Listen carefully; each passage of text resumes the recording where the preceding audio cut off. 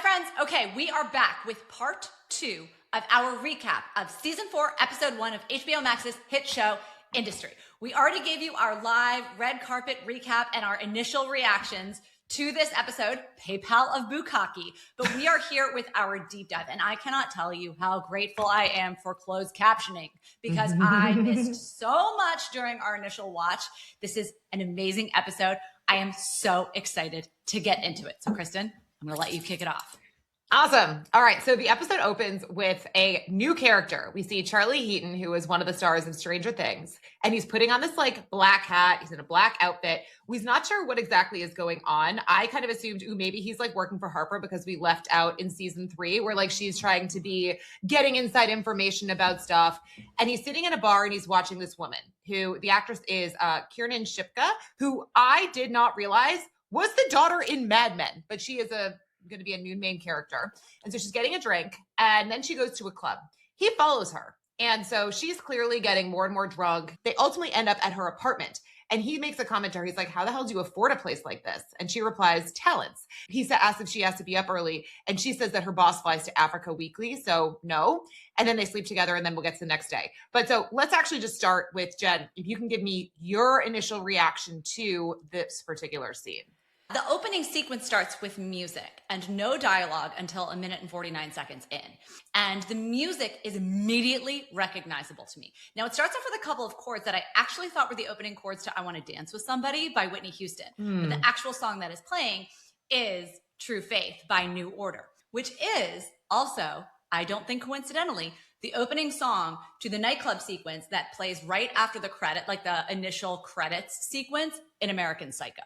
And actually, sorry, really quickly, I want to just pipe in. Max, the guy who plays Whitney, who we're going to get introduced to, he actually had posted like a whole thing. It was referencing American Psycho. It was like the most psychotic person on Wall Street. And by the way, the music that he chose was Whitney Houston, I Want to Dance with Somebody. So that's why when you said that, I was like, oh, shit. That's basically my entire essay here. I have not seen that. So I'm glad that I wasn't far off in my read. And so just to be clear, there is this predatory element to the way that Charlie Heaton is almost hunting this woman. And so my initial thought when we were sitting in the theaters was, is this episode going to be like an American Psycho retelling? And it isn't. But it's also not an American Psycho retelling because I do think that it is sharing some of the same themes, specifically about a predatory fetishization as it relates to the consumption of pornography translating into real-world violence. And I do think that the question in this episode becomes quite largely, who is fetishizing whom? And who is, in fact, our American Psycho, but not in the Patrick Bateman way necessarily. Yeah. We don't know. Well, as far as we know. Right. We have only watched episode 1, and while we will be delivering these recaps in real time, we're trying to react in real time so that we're not giving any spoilers away.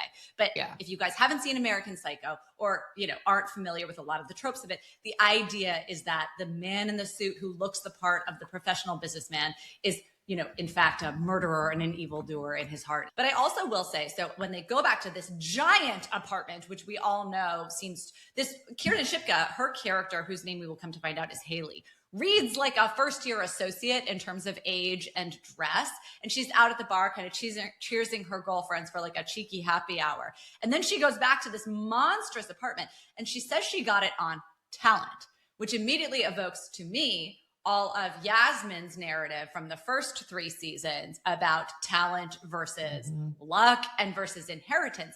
And Haley's got a very discernible American accent as opposed to Charlie Heaton, who has this British accent. We come to find out his character's name is Jim. And it's just interesting that the young ingenue to whom we've been introduced right off the bat, who is now de facto taking Yasmin's role, if you will, is American, believes in her own talent, and has all this wealth and believes that she got it on her own merit, not through anyone else's, not through inheritance. Oh, see, anything like that. I took that, especially in the initial read, I took that so much differently. And it's funny because I actually missed that she said that it was her boss that goes to Africa. I thought it was her boyfriend. So I thought she was saying I got it on talent because basically I'm sleeping with someone who's, you know what I mean? Like I have talents that are outside of actual work ethic talent. I'm using like what has been given to me in almost like the sweet pea way. So that was initially my read. And then when I went back the second time, I was like, oh no, like this is just, she's trying to be like, no, like she like believes that she, you know, is, they should be earning this and blah, blah, blah. But my initial read tied more into the whole pornography angle, which is going to come in.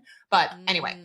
So the next morning she wakes up, she's hungover, and she sees the Charlie Keaton character, as you said, his name is Jim. He's sitting in her kitchen, has made coffee. She's like, look, if you told me your name, I would have freaking forgotten it. But he says, I'm Jim Decker from Fin Digest. He says, you're the only person who ever replies to me. No one at the company returns my calls. The woman's like, James Decker? Oh my God, I replied to that email as a professional courtesy. And he tries to tell her that there's multiple anonymous, like he's going to say like multiple anonymous sources, blah, blah, blah. She doesn't let him finish the sentence. She's just like, you stalked me? You creep. And she starts to scream like, get out of my fucking house. She gets like a knife and he's trying to tell her like, you know, all your quotes are not for attribution. You know, just let me speak to your boss. And she just starts to scream, my boyfriend will be home soon. He's big and he's fucking black. Jim says, what does that mean? She says, you know what that means, bitch. Jim says, like, talk about journalistic ethics. Like, he went back and slept with her. He says, I wasn't intending to come back here. He says, but I'm human and I made an error in judgment. He then says he's been communicating with her boss's old assistant, says maybe ask him about her. Where is she? I guess NDA to fuck, because questions, they don't just disappear because they deny they exist. So the old assistant has disappeared and he's telling her to find out what happened to her. So this is just like planting a seed. But meanwhile, she's like, get out. I will fucking cut you. And she chases him out. It's actually kind of like a comic scene, throws his jacket outside. As he leaves, he's just like, fuck. And the words industry appear on the screen in bright pink this time, which like makes us so happy because like our colors are pink. And it's this like bright pink, hot pink. And I fucking love it. So now, and this is where, again, it goes into like this, like just super upbeat music and we see fucking Harper and everyone in, you know, we were watching live just starts to clap because like we see our girl and she is stylish, badass. She looks amazing this season. She walks into her new office and it actually reminded me of the offices for Allen and Company, wooden panels, like very regal. It doesn't look like a regular office. It looks like a hedge fund. Like it looks like, you know, it's like lots of money. We're going to, you know, make it look very. It looks like old money. It does look like old money. But that's why I was saying like Allen and Company. Yeah. And again, Allen and Company is like one of the only remaining private oldest investment banks. They run like the Sun Valley Conference for those of you guys who have heard of that. But anyway, so she walks in, she's like strutting up and we see Sweet Pea, we see this new character and Harper tells them, you know, you guys are acting shifty. Are you under or overstimulated?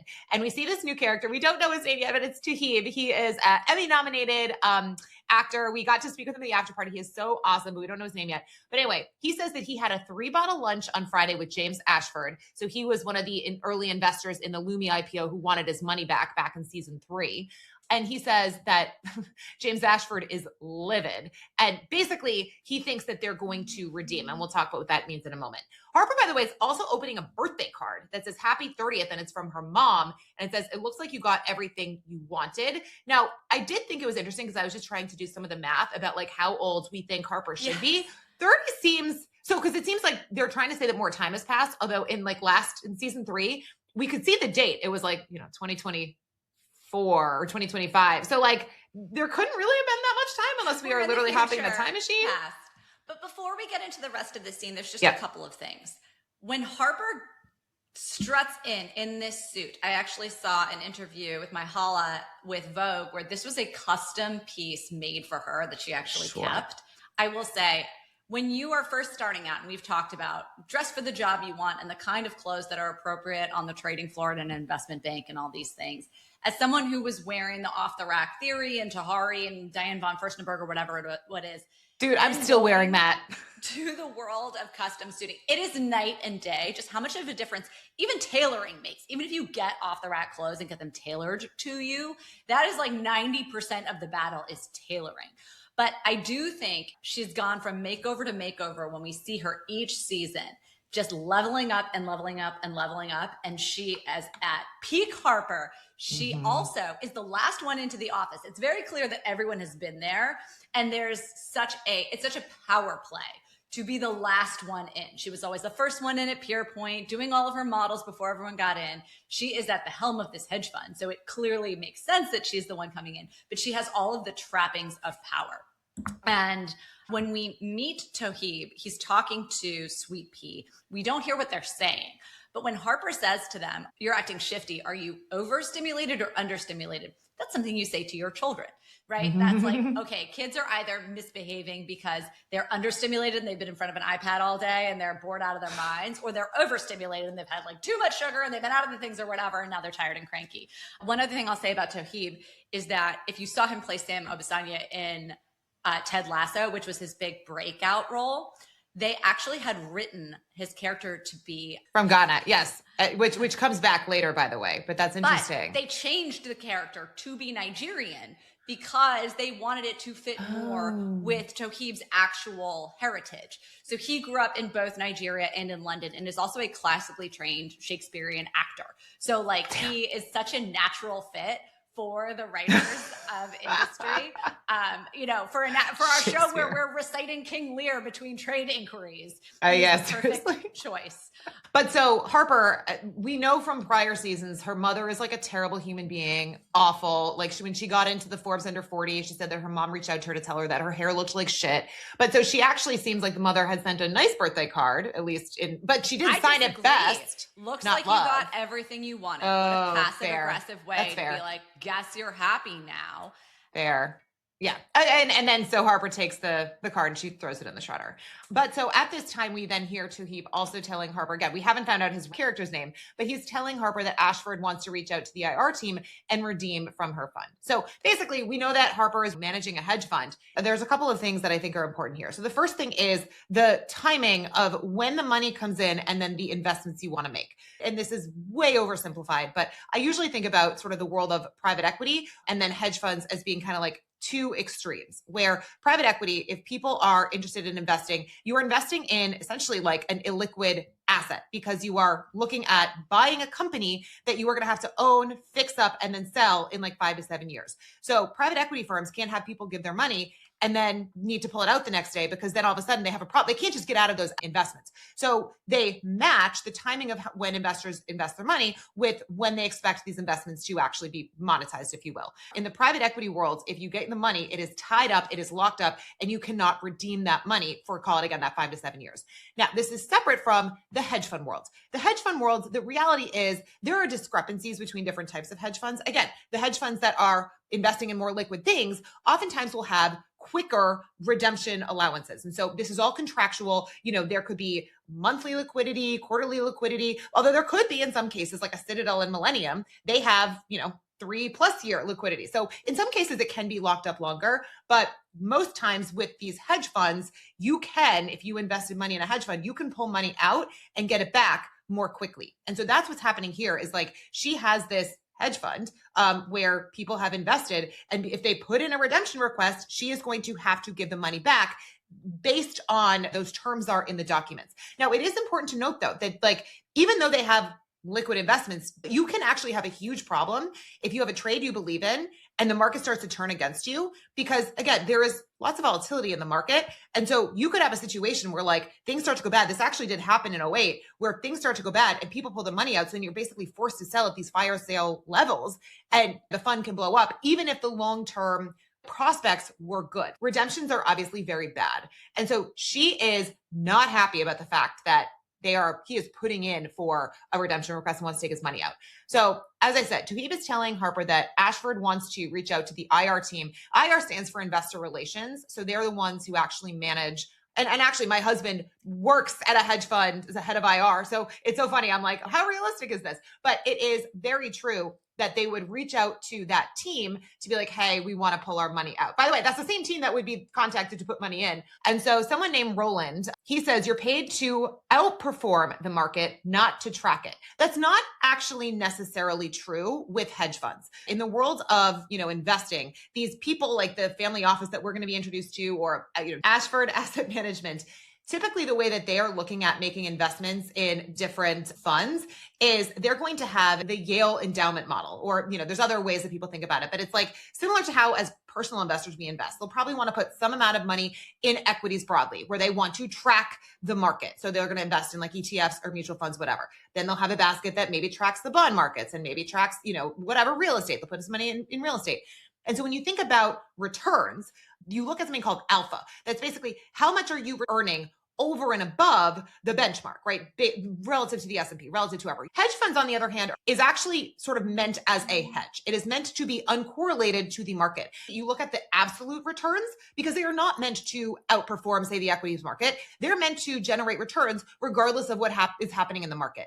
And so, by the way, if you were investing in a short-only fund, this is probably a hedge. So I did take one issue with this. You are paid to outperform the market. Like, technically, that's not exactly what people are paying for. With that said, I mean, it's always better if you outperform the market because at the end of the day, like, James Asher wants to look at returns and wants them to be good, but that's a minor little nuance that, again, there is the alpha outperformance versus absolute returns. Hedge funds you do typically think about as the absolute returns. But again, this is under the Otto Moston asset management firm. So again, I don't know for a fact that this is a hedge fund, but I was thinking about this as a hedge fund because it's by definition, like, the short only mandate is what she had set out to do. So Harper then replies to this person and she says, Roland, I fucking concur. So maybe you can tell me why it is that I am faced with a firing squad every time I try to put on a short.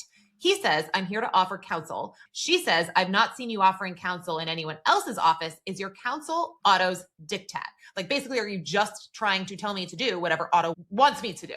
He says Otto retired, and Harper says, I'm really tired of dancing on the fact that I was promised a fund and given what feels like a separately managed account with claustrophobic levels of oversight. Sweepy then says, head of UK discretionary sales is just a verbose way of saying babysitter, let's be honest. Roland says, I wanted to know whether you intended to keep running your short basket you had on. The OnlyFans and siren nonsense is spooking your investors.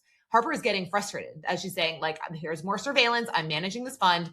And then she's talking about some online safety bill that's going through Congress. She believes is going to be a negative catalyst for these stocks, which means, again, price go down. She makes money if she is shorting them. And so Toheeb says, okay, so now our primary trade centers around mid-cap spank sites, meaning, again, mid-cap, large cap, small cap. This is just the size of the company. Compelling.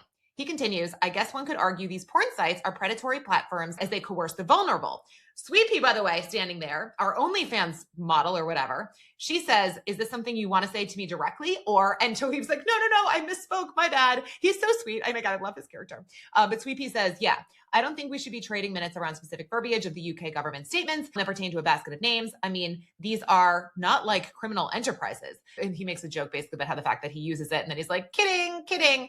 Harper is just like, enough, let me do my job. And then it's funny, Roland knocks on the table twice before walking off. And for whatever reason, like, you see tons of the like double knocks and then like walk-offs throughout the whole episode. So I'm going to stop talking. I just said a lot. Jen, what is... Lots of things to discuss here. So first of all, the short only fund that we are introduced to at the end of the last episode that Harper is running is very much based in reality.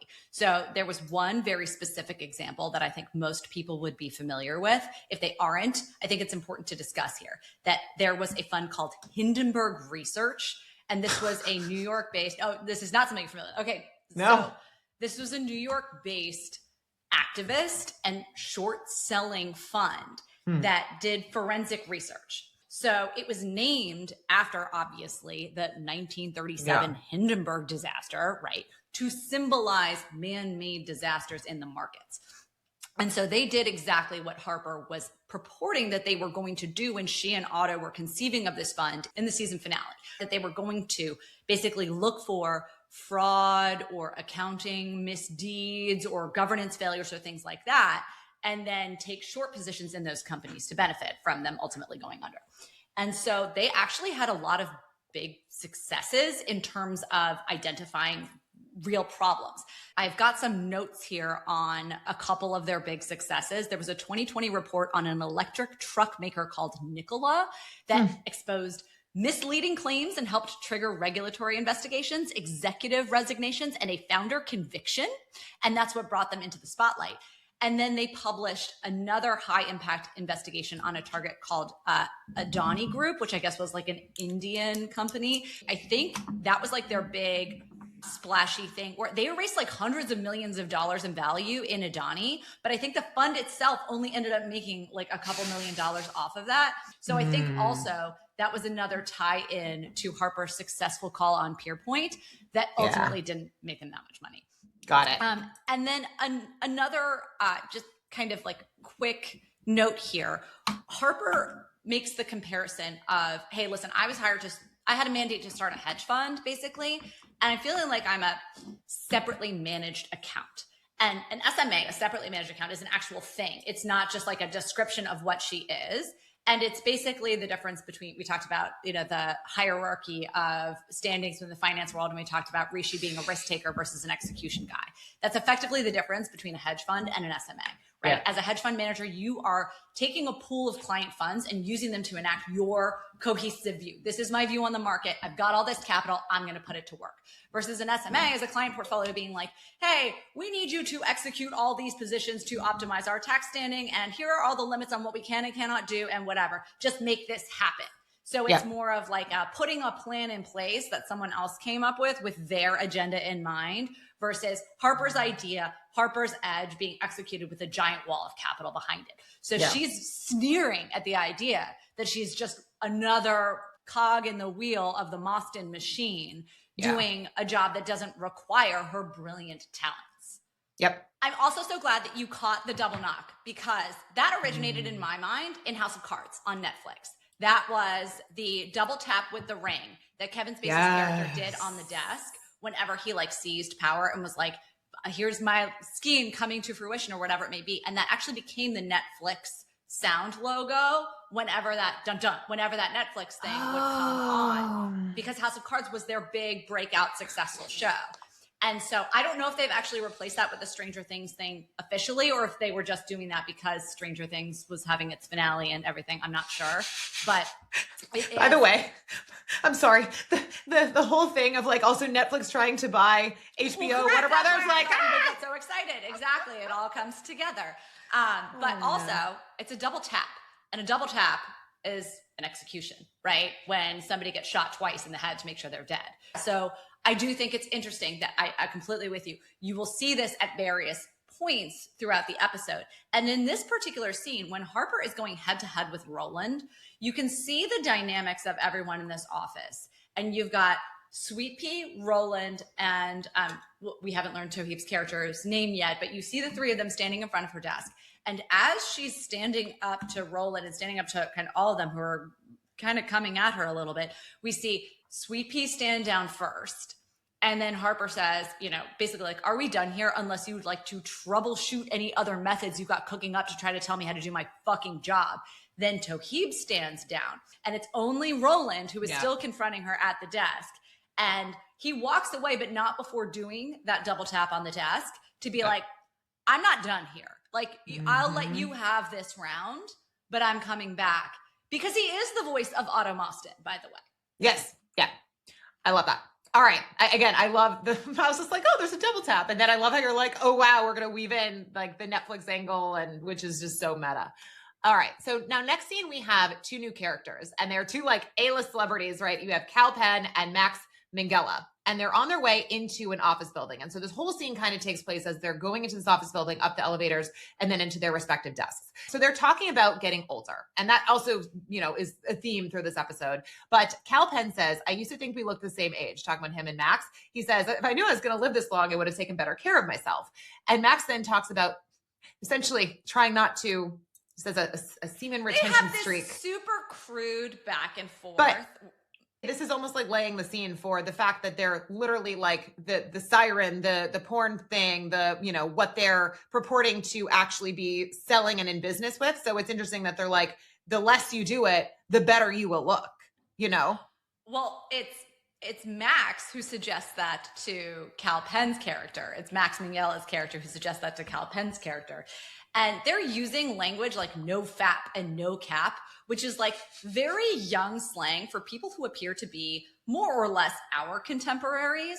It's the kind of banter you'd expect, not only from first year analysts, people just starting out or whatever, but also from tech bros on Twitter.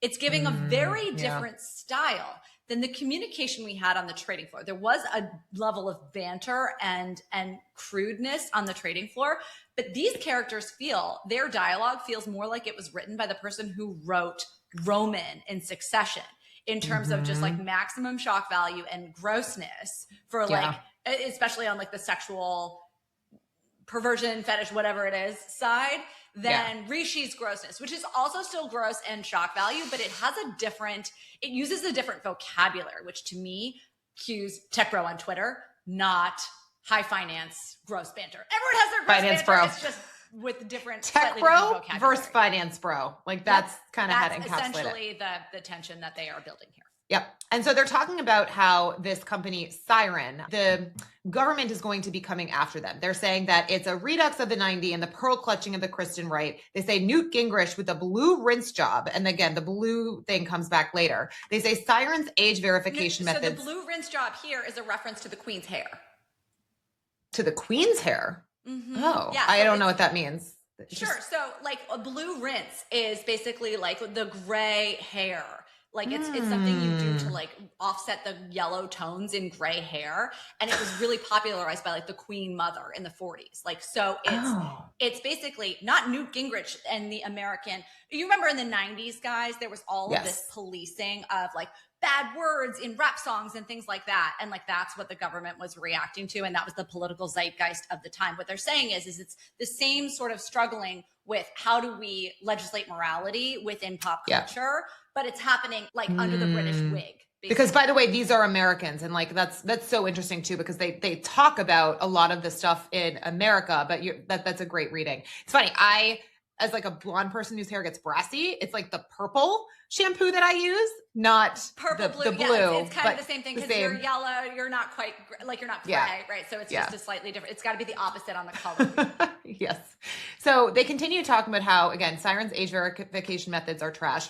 Cal says basically that they're coming after Siren because it's the most popular. But so they say, look, man, this is the Labor government's crusade against children being turned into pornography. And I maintain that our mission statement should always be expansion. So Cal says, you push us into fucking Africa. What territory can we slap a tag on and call the global south next? He says, look, I know you think the nuts and bolts of our business is tawdry because the nuts and bolts of their business is like the porn and the Siren. Max says, tawdry? Dude, it's about censure, regulation, and the potential erosion of our profit model while we thumb our own asses with no eye to the future. I need coffee. And Calpen then says, I'm not calling the CEO of a company that pays us a ton, shitload of cash, of calling the CEO of Siren just to spook him over some government virtue signaling. Here he says, it's Labor Party's first 100 days in government. They want flashy ideological headlines, which is interesting, by the way, because we know that Aurora was the head of the Tory party, or she was the chancellor and she was a Tory. So clearly there has been a flip in terms of the government makeup. And by the way, the Labor Party is, for those of you guys who are in the US, it's more of like the Democrats versus the, Republicans, just Tory and Can we pause here for a second? Because there's a lot to unpack. Yes. Let's start with like the legislative framework. So much of this episode appears pulled from the headlines. And so there's kind of two sets of headlines that we need to be thinking about. One is the global legislations that are happening right now, by the way, that are cracking down effectively on like these age verification issues with all of social media, not just pornography, right? So listen, as two people who are running a social media based business, as much as I'm a capitalist, I'm a human and a mom first. I don't let my kids go on social media. And I don't intend to do so until the last possible second. And I'm a 41-year-old woman and I still have to call Kristen to talk me down off a ledge when we get like some awful troll comment or I see something upsetting that like I wish I hadn't. Yeah. And so my guess is that the legislation that they're talking about here is based off of the UK Online Safety Act of 2023. And so that was one of the early movers when you think about all the stuff that's getting passed now for regulating online safety to try to put in place much stricter age verification systems to, for any services that either published or allowed pornography anywhere around in it, right? And we've seen more sweeping legislation be proposed. So Australia, I think it is, isn't that right? Now, if you're 15 or under, you can't have a social media account. I think so. And I think that's starting to take hold. And that is a growing global movement, quite literally as we speak. But I think there's also the other flip side to that, where there is more concern about regulation of free speech online. So that's the other side of this coin that we're going to see play out a little bit in the back and forth within the government. But so this is, it is one of the most prevalent topics of conversation now. And this was written, probably at least a year ago. Yeah. And I want to just add to that because I think that our US based listeners might not be aware. Look, in the UK, there is not the same like First Amendment free speech thing. And there have been instances of people getting arrested for posting things on Twitter, X, on social media that someone else just doesn't like.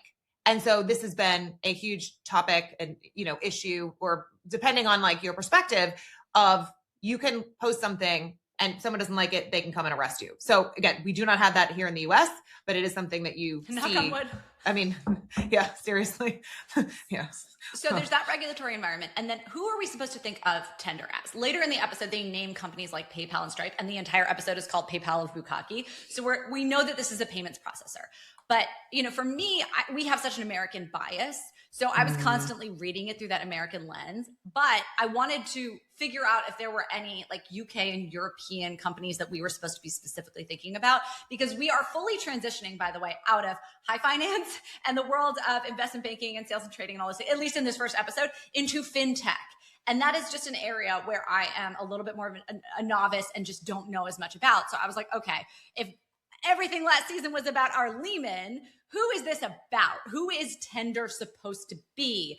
Because they are two Americans, but there's so many British coded things here specifically. And it is such a choice to make this a company that, as we find out, is headquartered in Canary Wharf. So I did some research. So Canary Wharf, by the way, is like the financial district in the UK. Yeah, in London. So it's funny, when I would go over to London, I would always go there because that's where all of the trainings would be held. So it's where all the banks are, but sorry, continue. So I think the UK name, based on my research that we're supposed to be thinking out, and I had never heard of this company before. So this is all just based on my research. You guys are so good at telling us where we get things wrong when it comes to the UK. So please feel free to correct. So I think it's a company called Revolut, which is a neobank, effectively comparable to PayPal and Cash App. They've been around for 10 years. What is the neobank? So like a new bank, right? A bank for the new age, not like an old school, right? Not one of these, hey, JP Morgan, the House of Morgan. Got it. Right? Got it. The prefix neo means new.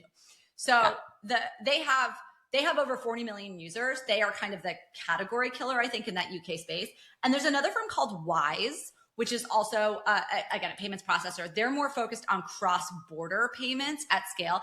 Given how much we'll see this theme of Africa and foreign companies come up, I think that may be, so some combination of those two companies with which I was not familiar, but which I have now been researching ad nauseum. Please tell me if I'm barking up the wrong tree, because I really don't want to learn any more about these companies if I don't have to.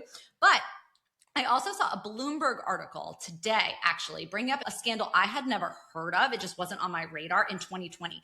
There was a German flagship fintech company called Wirecard, and Wirecard was like their big successful, it was like their PayPal or whatever, until in 2020, they couldn't find something like 2 billion euros worth of cash that was supposed to be in all these Philippines accounts that apparently didn't exist. And so they were this giant payments processor. They were publicly listed. They were regulated. They were audited by a big 4 accounting firm. And and by the way, when like the journalists started going after them, the regulator went after the journalists and was like, no, you guys are just trying to take down this company. So like the government was defending Wirecard.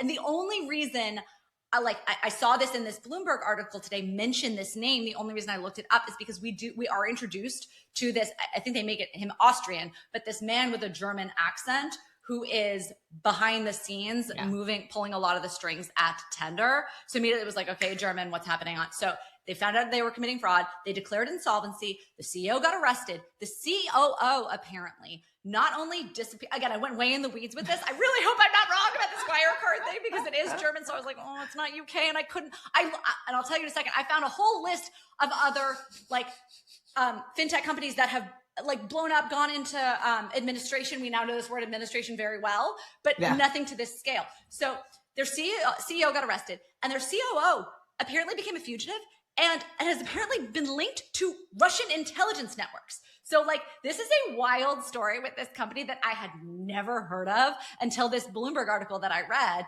made me start pulling on this thread. So wild. Like, that is the nefarious angle, because of course we're looking for like what goes wrong, right? We're not looking for the Revolut, which seems to be doing well. But then, just in case I'm wrong, I've hedged my bets. So I found a whole list of UK fintech companies that have gone into administration in the last 2 years. So we've got Railzer, Silverbird, Qantas Financial Services, Ziglu, Sten, all these companies had things go wrong, had to go into administration in some capacity or another, like money laundering, questionable payments and things like that. And when you think about it, the whole payments processing, the decentralized financial services world is both something that is necessary. We had that conversation about microfinance, and it was like, don't call it microfinance. It was about financial empowerment, and it was about helping people in countries where there is no traditional banking system. How do you become financially secure? How do you build wealth and security in those countries where you don't have a sound regulatory and political framework in place to support a traditional banking system? And so that's where crypto, that's where these online payment platforms become so important for empowering these people. But as you can imagine, they are also rife with a whole host of other problems. And I think that's what we're setting up here. Got it.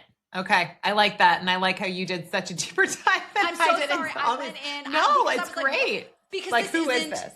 I didn't live through a fintech company going bankrupt. I left through a financial services company going bankrupt. But knowing our writers and knowing what they ultimately set up in our episode, we know that there's something afoot at Tinder. Yeah. So I was like, who went bankrupt? Give me a list of like, yeah. How can we get a sneak peek into where this is going? Well, and I will say, so then the next line from Cal Penn sets up the central tension that we're going to see between the CEO and the CFO, between Cal Penn, who we later find out is named Jonah, he is the CEO, and Max Minghella, his name is Whitney, who is the CFO. Jonah, he wants to keep doing what they're doing. He wants to stay the PayPal of Bukkake, right? And so he's trying to say, look, why don't we work with Siren and their evergreen users? Human perversion is a hydra. What more needs saying? Whitney, on the other hand, is like, well, you're railroading me into getting what you want. He wants to go a different direction. He wants to get rid of this whole Siren nonsense and basically turn them into a bank. But so they're butting heads, and we see them continually butting heads throughout this whole episode. They're now walking into the CEO, into Jonah's office, Cal Penn, and Whitney tells him that his office smells, basically like there's hygiene issues. He needs to like light a candle. He's like, I literally paid for that out of pocket. And I think he also needs to light a candle because I think it smells like weed in there. Oh, that would make sense. And also, and just in terms of how he's dressed, there's this kind of like sweatshirt tech bro thing going on with Jonah, whereas Max is in this very pristine suit. He's the suit. And when we walk in, we see empty food containers. We see unfluffed pillows. We see a chessboard that's askew on the table. So I think immediately you're supposed to start thinking about who's playing whom in chess. Yep. And there is this painting, this art in the background that I can't really tell what I'm looking at because I only got to watch this twice in terms of our time frame. But I was like, this feels like, and I was like trying to place what this art looked like to me. I was reading my own wishes and dreams and desires into this art. So who knows if this is what it was. But in American Psycho, Patrick Bateman has this picture of a man in a suit kind of falling backwards, if you will, and you can't see his face. And it looked to me kind of like a cartoon robot face on a suit falling backwards. So I was just like, is this like the robot? That's the man. That's what I don't know. Again, I'm sure. Again, I do think but like that art means something, and I was trying to figure out what it was. So I'm going with the tech bro American Psycho. I love it. And again, I mean, clearly the writers, they want us to think American Psycho. And by the way that they had like advertised this whole season is that it's like much darker than prior seasons, which by the first episode, I was just like, oh, this isn't dark at all. But like, I think they're trying to set this up that, I mean, Jen is giving me faces. So I think I mean, they just had poor Rishi's wife shot in the face. Well, that's why I'm saying relative to, that's what I just watched. So I'm like, it's the same. A lot, but I do think and Charles is like decomposing body, which like, I mean, set me off, and I had not been able to get out of my nightmares. So that's why I was like, there's no decomposing bodies. Like nobody's gotten shot yet. Like I was like, this seems almost light, even though no, like there's like some crazy shit in it, but it wasn't decomposing bodies and like, characters getting killed yet. So it ends with the two of them. Max he says there's been complaints about your hygiene, your behavior, your intoxication. It's not appropriate for an executive to behave this way. There's been comments. And then he says, can you indulge me and come by my office tomorrow? I want to lay something out for you. So that's the end of this scene. Final words, or go into the next one. As he leaves, what does he do on the door? He does the double knock. That's right. Yes. Awesome. Okay, so now the next scene we see Rishi. He's alive. He's alive. He's not well, but he's alive. No, but it's interesting because they set it up in such a way that you think maybe he is okay. Because he comes in and he says, doubles for everyone. I've been promoted. He thinks he's at a happy hour and someone comes over and tells him you're actually at a wake. And so Rishi's just like, who died? The woman's like, no one you would know, but you can buy me a drink. So he goes and he orders 2 gin and tonics. So they're all drinking because he's now ingratiating himself into this like random group of people. And you can tell that they're talking about essentially what's going on in the government. Someone says, your mob had 15 years to bring around real change and you basically bankrupted the country. Look, this online safety bill, it really isn't radical. The woman replies, you would say that as someone who pens Bevan's speeches and soft pedals her Orwellian nightmare. So we know that whoever is here is literally the speechwriter for someone who's now big up and high in government. And for a second, the other woman is kind of like, wait, where did you say you work again? I could have sworn that I recognized you. So I don't know if like maybe he has been in the papers and stuff. He just says, So I think that's what we're supposed to read. Yes. That Rishi was in the press, in the papers. Because of his wife. Because of his wife. But we still don't know Rishi's full story. So I've made up all of these, what could have happened to Rishi's, right? And it's like, he owed this guy $500,000. How did that get resolved? You know, we all know that he got fired from Peerpoint, like the Peerpoint no longer exists and all these things, but like what actually went down? Yeah. And how did he, if he has, disentangle himself from the mobsters and the loan sharks who were... I feel like if you're, you know, the mobster kills your wife, I assume, isn't the debt paid back? Like, I mean... They still don't have their money. That's all they care about at the end of the day. I know, but we don't find out in this episode. But in my mind, at this point, to your point, I was running through what were the scenarios. Was Rishi's face plastered all over the headlines? Was he maybe accused? Suspect in his wife's murder? Like all of these things. I mean, and his poor child. Oh, okay, so we don't know. But I had the exact same thought you did. Yeah. So he basically says there's thousands of me all across London. Like you're saying, I look like every other Indian man.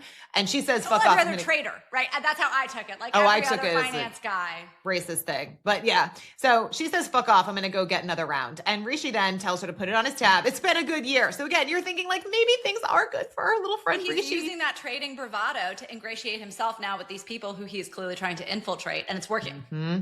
And so from here, the guy who's like the speechwriter for the government people starts to show Rishi someone on this OnlyFans like knockoff siren, someone who looks like the woman who they had just been talking to. But as he's showing her, he's like using his password to get in. And Rishi's like paying attention to what's the password he's typing. Rishi then goes and grabs the phone and is basically saw what the password was, has a couple tries, but he then gets in. He sees an email that has information about that safety bill and he takes them screenshots. Again, reminds me back to like season 2 where like they're, you know, trying to plan it's to like Harper and speech. It's the speech that she's going to give. He goes back to the table, puts the phone back in the bag. And so anyway, so he's gotten what he needs. And then from here, we then flash to next scene where Rishi is meeting with someone and it's Harper. So he says, this is going, well, actually, was there anything you wanted to say about that before? Well, I have the whole speech written down. So I think it's important to read the speech. Okay, let's do that. Yeah. Because it's all there so you can see it. And so this is the information that Harper is getting. So it says, Madam Speaker, I welcome the online safety bill returning to the Commons, having gone through extensive scrutiny in the Lords. This bill is a vital piece of legislation that will protect our children from the darkest recesses of the internet. The charges this government in my department have outlined will ensure that the bill contains the strongest possible protections for children, and the internet users' rights above free expression and privacy are protected. This bill is not about silencing speech. It's about accountability, holding platforms responsible. Pornography companies masquerading as content aggregators, websites like Siren, and that's all you can see before the camera cuts away.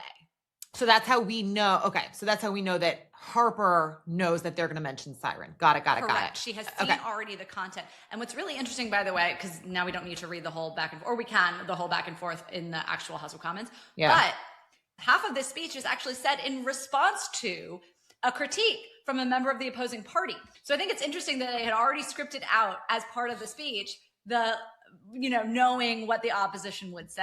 And I was like, oh my God, speechwriter's good. Yeah, seriously. So we now again have Rishi meeting with Harper and he asks if this is going to be a thing now. Seems a bit desperate for you. Harper says, as she's reading the speech, a lot of knowns in here, but no way the market is fully pricing in naming Siren specifically. And so Rishi's like, whatever. Some of these names have sold off in anticipation, but it's definitely not fully priced in that Siren's going to catch the most flack. It has the most downside. Harper is then kind of talking through her trade idea. She says sirens were to be short and in size. She then hands Rishi his phone back and then gives him also an envelope full of cash. He says, I can't get past even the most cursory of background checks. So we know that, no, he was not just promoted. Basically, he is now making money by doing this like dirty work for Harper. And she says, without economic function, society buries you before you're dead. And then she adds that she took care of some bill that I guess he owned at some institution, or, he had some. She says, I took care of that chunk of change that you owed to the Priory for your stay. The Priory is because remember, UK has public free healthcare, right? So this is like a private mental hospital. Yeah. And it's very clear that something has happened. She says, they tried to put me as your next of kin on record. Yeah. And he said, I have no recollection of that. And then he says, he was pretty zonked on meds. Yeah. Yeah. And he says, I wasn't actually trying to do anything. Not really. So it's very clear that either he got addicted to painkillers and overdosed, or that he actually tried to kill himself. And I think they leave that a little bit vague. Yep.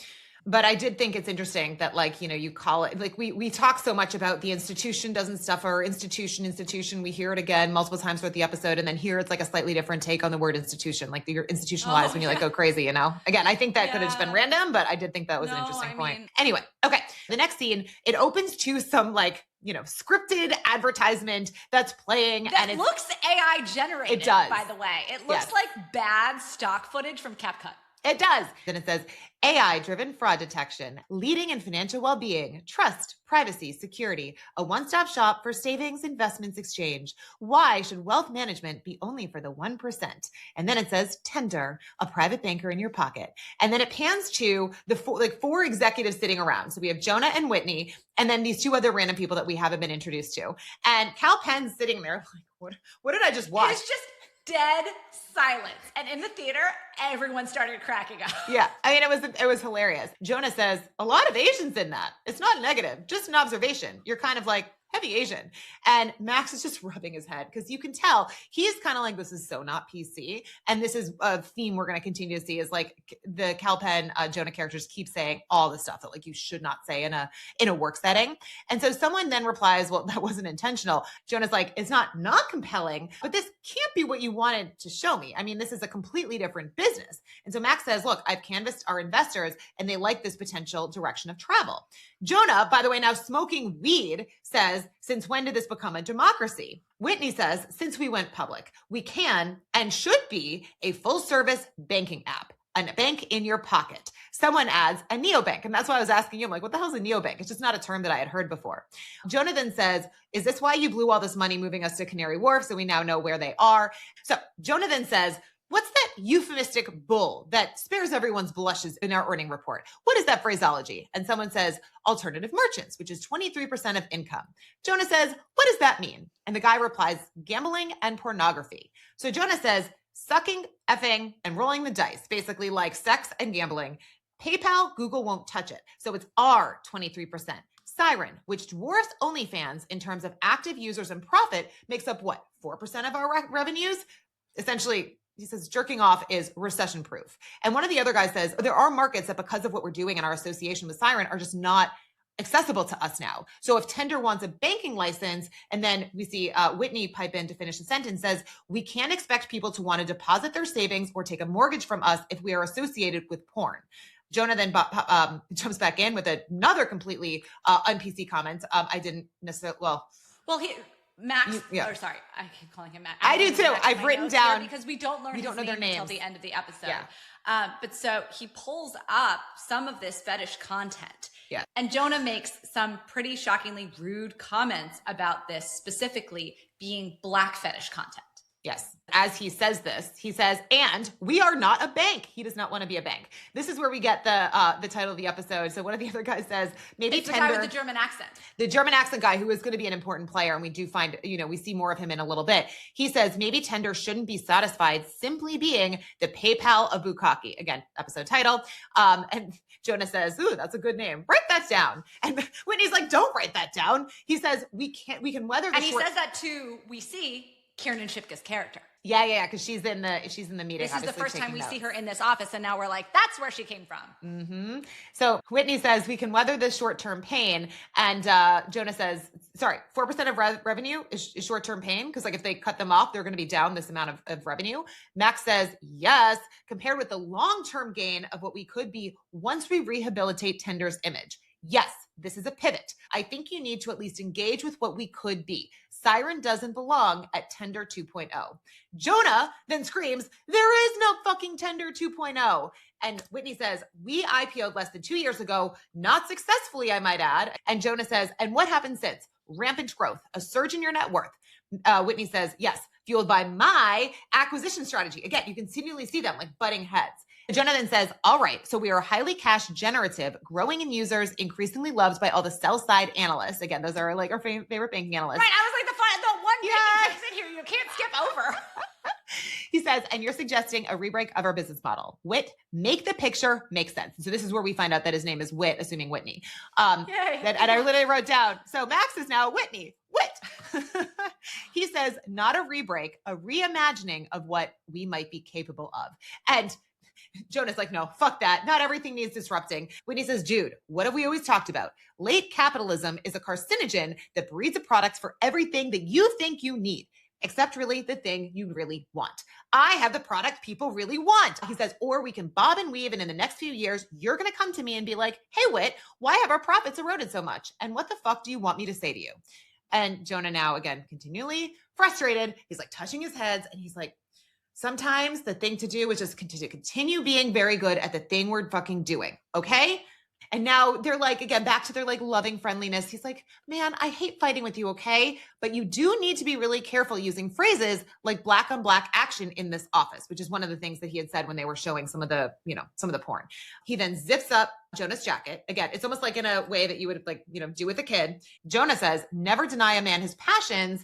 And he walks out of the room. So Jonah walks out of the room. Whitney is frustrated, slams over a chair, and then he says, chair, like Haley, chair, like come pick up the chair that I just knocked over. Like this is a regular occurrence where I guess he just flips over chairs and she should know to put them back upright. Yep.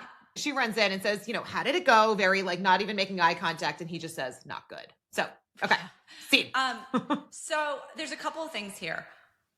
One read that I had watching this, we've always talked about how important it is to pay attention to the friendships. Having met now the creators of the show, I couldn't help but wonder to what extent this argument and this central tension that they're setting up between the CEO and the CFO could or could not be a dramatic retelling of the decision of where to go with this show. Because the line, why don't we just keep doing what we've always done and always been good at, right? If it ain't broke, don't fix it. You and I talk about this all the time in our business. Should we stay the path or should we pivot to something new on a whim as the fancy strikes? And I do wonder if there's a little bit of a previewing of what's to come in this show, that this may not be the same thing that we're used to seeing in industry, or it may be, depending on who wins the battle between the CEO and the CFO, that this was kind of the internal battle that the creators and the writers were deciding in terms of where to take this. Mm-hmm. I also think I had this realization at this point specifically, I don't know why at this point specifically, that when they wrote Sweet Pea's character as an OnlyFans star, that this was not just some random plot point that it felt at the time in the last season. Because it was like, why are they making her an OnlyFans star in addition to all of these things? It seemed totally incongruent. But pornography and the way people talk about pornography and how they and what their relationship is to it is going to become central for the rest of this episode and central, I imagine, for the rest of the season. I don't know, given the nature of this business. And so I do think it was just an interesting moment to have at this time, hearing Jonah talk about pornography, which has been the staple of his business, in both this very crude way, but also this loving way. That like he is a true believer. He loves being this identity and he doesn't see anything wrong with it. And it seems like Whitney's view is, well, what got you here ain't going to get you there. But also it seems to me that for him, this was just a means to an end. Yeah. Always. Yep. And that seems to be, and there's this body language that happens when he steps up to Jonah and he kind of grabs his collar, and again, we've got Whitney in his suit, and we've got Jonah in his zip up and his hoodie and, you know, his very coated clothing, and he zips him up. And it's kind of like he's buttoning him up, being like, button up your image, right? Clean it up, or else. It feels very threatening to do that. I do think there's also that tenderness, if you will, pun intended, that yes, you do that with a child who's not capable of taking care of themselves. So he's infantilizing him, but I also feel like he's threatening him with that gesture. Yeah. And I do want to say, speaking of children, I got this wrong in the prior couple of episodes. So I just want to apologize to the writers. So I apparently said that Conrad is the one with 3 kids. It's actually Mikey. And it's so funny because when I had read that article, I didn't know who was who, the way I think a lot of people feel about with us. They're like, which one's Kristen? Which one's Jen? Who lives in Charlotte? Like, who was the traitor? So anyway, apologies. Apparently it is Mikey who has the 3 kids, or is about to have his 3rd kid. And apparently someone let us know that one of his daughters like made a cameo in the prior season. So just wanted to put that out there. Now we formally know who is who. It's like the Jen and Kristen, Mikey and Conrad. But anyway, okay. You should be so lucky. All right. So next scene, we're now back in the office with Harper in her, again, like old money, wood panel, blah, blah, blah. And she's watching the TV. And now we see Jennifer Bevan, who is the Minister of Industry, which I love, by the way, that it's the Minister of Industry. And now we also learn our friend Tuhib's name. It is, and you might need to help me pronounce this, Quabina? I think so. Quabina. Yeah. Quabina. So Harper says, Quabina, again, our friend Tuhib. And so she says, find me all of the borrow you can on Siren. So this is an important point about shorting stocks, is that if you want to sell short, I think we talked about this a little bit. I'm just going to but I think it's important just to remind our listeners that if you want to sell short, you can't just sell short, naked short, not owning anything underlying. So what happens is that you have to basically go out to, usually you'll call up the people who work in the prime brokerage division of a bank. You say, hey, borrow for me, find stock that other people own. They lend you the stock that then you sell. So you basically sell it, you short it. That means that you have sold, you've locked in wherever the price is trading now, call it $10. And then when the share price drops, you then eventually will lock in your profit by going out into the market, buying the stock back, and then giving it to whoever you borrowed it from. But because it's not free to borrow stock, you have to pay a fee to whoever you are borrowing it from. And you also have to pay any dividends that they might have missed. But for stocks that are not super liquid, the fee to borrow can get very expensive. And so I think that that's an important point, because these stocks, because they're like mid-cap stocks, not very liquid, not a lot of whatever, those are going to be expensive to borrow. So I think that's a really important point. And simply hard to source. Inside. And hard to source, by the way. It's also hard to find that borrow. That's what I'm saying. So if you can find 5 shares of something, how much does it get you to be short and wear that downside risk, like the risk reward? Yep. And Quabina's like, now? She's like, well, yes, now. Like, when? Tomorrow, next year? No, yes, fucking now. And he says, what the hell? It's not very liquid, which, as we said, means that it's expensive. Harper says, all the size you can find. And then we hear the speech that you had read come on the camera. So they're all listening and they hear about how, whatever, this is the plan that they have to address the child safety bill, blah, blah, blah. We then hear Quabina say, okay, I will love you for the rest of time. Because clearly whoever he's talking to in hedge fund sales, prime brokerage division, has found him the borrow. He says, okay. He says, we're short. Chunky for a mid cap, 100 bars, 3.2% afloat. So that's basically 3.2% of all of the shares that are out there that are floating that are available. Bars just means million. So back on the TV, we then hear some other guy stand up. So we had Bevan give her speech. Someone who is, I guess, Members for South Tannet, which I am not familiar with, but they are part of the Reform Party. He stands up and he basically is like, can I ask the minister when she believes Britain became a gulag? How far does she think we are away from constituents being handed jail sentences longer than pedophiles for posting the truth on X? And then you have Bevan get back up and basically read the rest of the speech that was prepared for you. The rest of the speech in response to this, she already had the answer ready. But you see Sweet Pea and Harper and everyone kind of react and they're like, oh my God, like, when does she believe that Britain is going, when did whatever will become a gulag? So people are like, reacting to it in real time. You then hear Quabina say, Harp, Siren names, because by the way, when she's going through this, we know that in the speech, they do mention Siren specifically, and you see then the share price start to obviously go down. Quabina says, Harp. And to be clear, she says more in the speech than was just on that email at the very end. She says, this bill is not about silencing free speech, but she also says, and the vendors and payment processors that facilitate those transactions and turn a blind eye to exploitation. Now, that line just gets lost in the shuffle. But I think it's important to note that was not in what we saw, at least, of the speech. Yes. So Harper doesn't notice that line. Nobody says boo about that line. But it's very important to note that who would that be bad for? Tender, who is facilitating the payments for Siren. So Siren has been named. Tender has not been. Right. The question is that I would wonder is, did Max Minghell's character, Whitney, know the same inside information about what Jennifer Bevan was about to say? Oh, interesting. They just pivot away from Siren. Yeah. We do not get that answer. One just has to wonder why he is so up in arms about this. Now, we have seen that the writing is going to be on the wall for Siren because it's very clear that everyone knew what the content of this bill was going to be. The question is how much did he specifically know before he decided to make this very clear pivot? Right. But just to be clear too, Bevan also says, if we learned anything from the previous government, it is if you want to make people pay attention, first you hurt their money. And so she says, we will pursue the most aggressive measures to basically like go after these guys.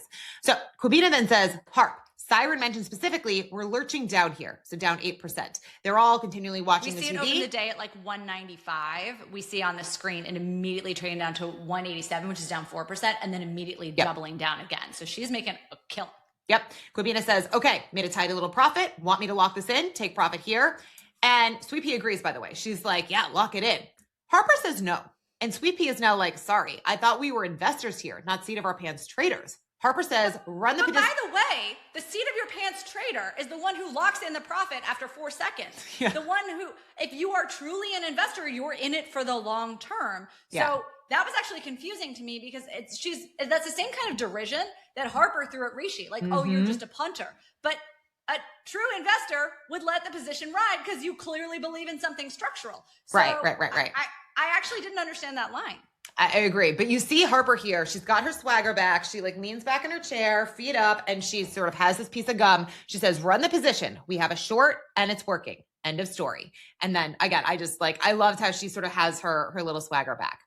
Awesome. Okay, so then next scene, we are back with our friend Max Whitney. I should call him like Max Whitney because I have it still written here, Max everywhere, because we do know his name, but I still keep calling him Max. It always takes me a while. Remember like last season when we kept calling Henry Jon Snow for like I think I even like used it into the end. Well, me. But anyway, sorry. So Whitney is talking to someone on the phone. We don't see who yet. He says, heard you met Jennifer Bevan. What does your husband think about that budding friendship? One of the other executives is whispering, we need to talk about our Jonah problem. And so now, as we said, we know that Jonah, it's a German guy, but we know that Jonah is the CEO, Cal Penn. So Max is on the phone and he says, I was calling to see if you would sit me next to her. He's trying to angle to sit next to Jennifer Bevan. And from here, it flashes to somebody who's holding a name card. And the voice is Yasmin's voice. And so she says, okay, well, she's being touted for the big job in the next reshuffle. Max says that he heard that they elevated Dern, again, TBD if we learn who this guy is later, but Dern to business secretary to help placate the remaining hard left of the party. Because remember, Labor Party is left, and then they obviously, like in the US, probably have their far left, just like, in the right, they have far right, whatever. So Yaz says, yeah, Jenny's going to be around for a while. Whitney says, the revolving door of Tory ministers made lobbying fucking hard. I could never get a foothold. And Yaz says, well, listen, I'll perch you next to her and you can basically sweet talk her as much as you want, but I want to keep the conversation about Henry's future alive. Sounds fair? And Whitney replies, sounds fabulous. And then he hangs up. But Whitney then says to the executive, the German dude who we will meet, he says, the Jonah problem is not our problem. The company is me and Jonah. Our friendship predates all this fucking nonsense. And so it's funny. In the first watch, I totally was just like, oh yeah, like Whitney's just trying to stab him in the back. In the second watch, I felt like he was really struggling with what to do. Like he had this friendship. It'd be like, again, you and me, like I would never really have like the Mikey. If I was like, all of a sudden like drugged out or whatever. No, I'd be like, I gotta keep my girl. I would hope that you would struggle with stabbing me in the back. No. Like, just a little. But I read that the entire time. I think that Whitney is a thoroughly complex character. And to me, his decision was not evident. We always talk about this. When did they make the decision to stab someone in the back? That's like the whole theme of industry always. We see it play out from soup to nuts in this one episode where we introduce this friendship and then we're going to blow it all up.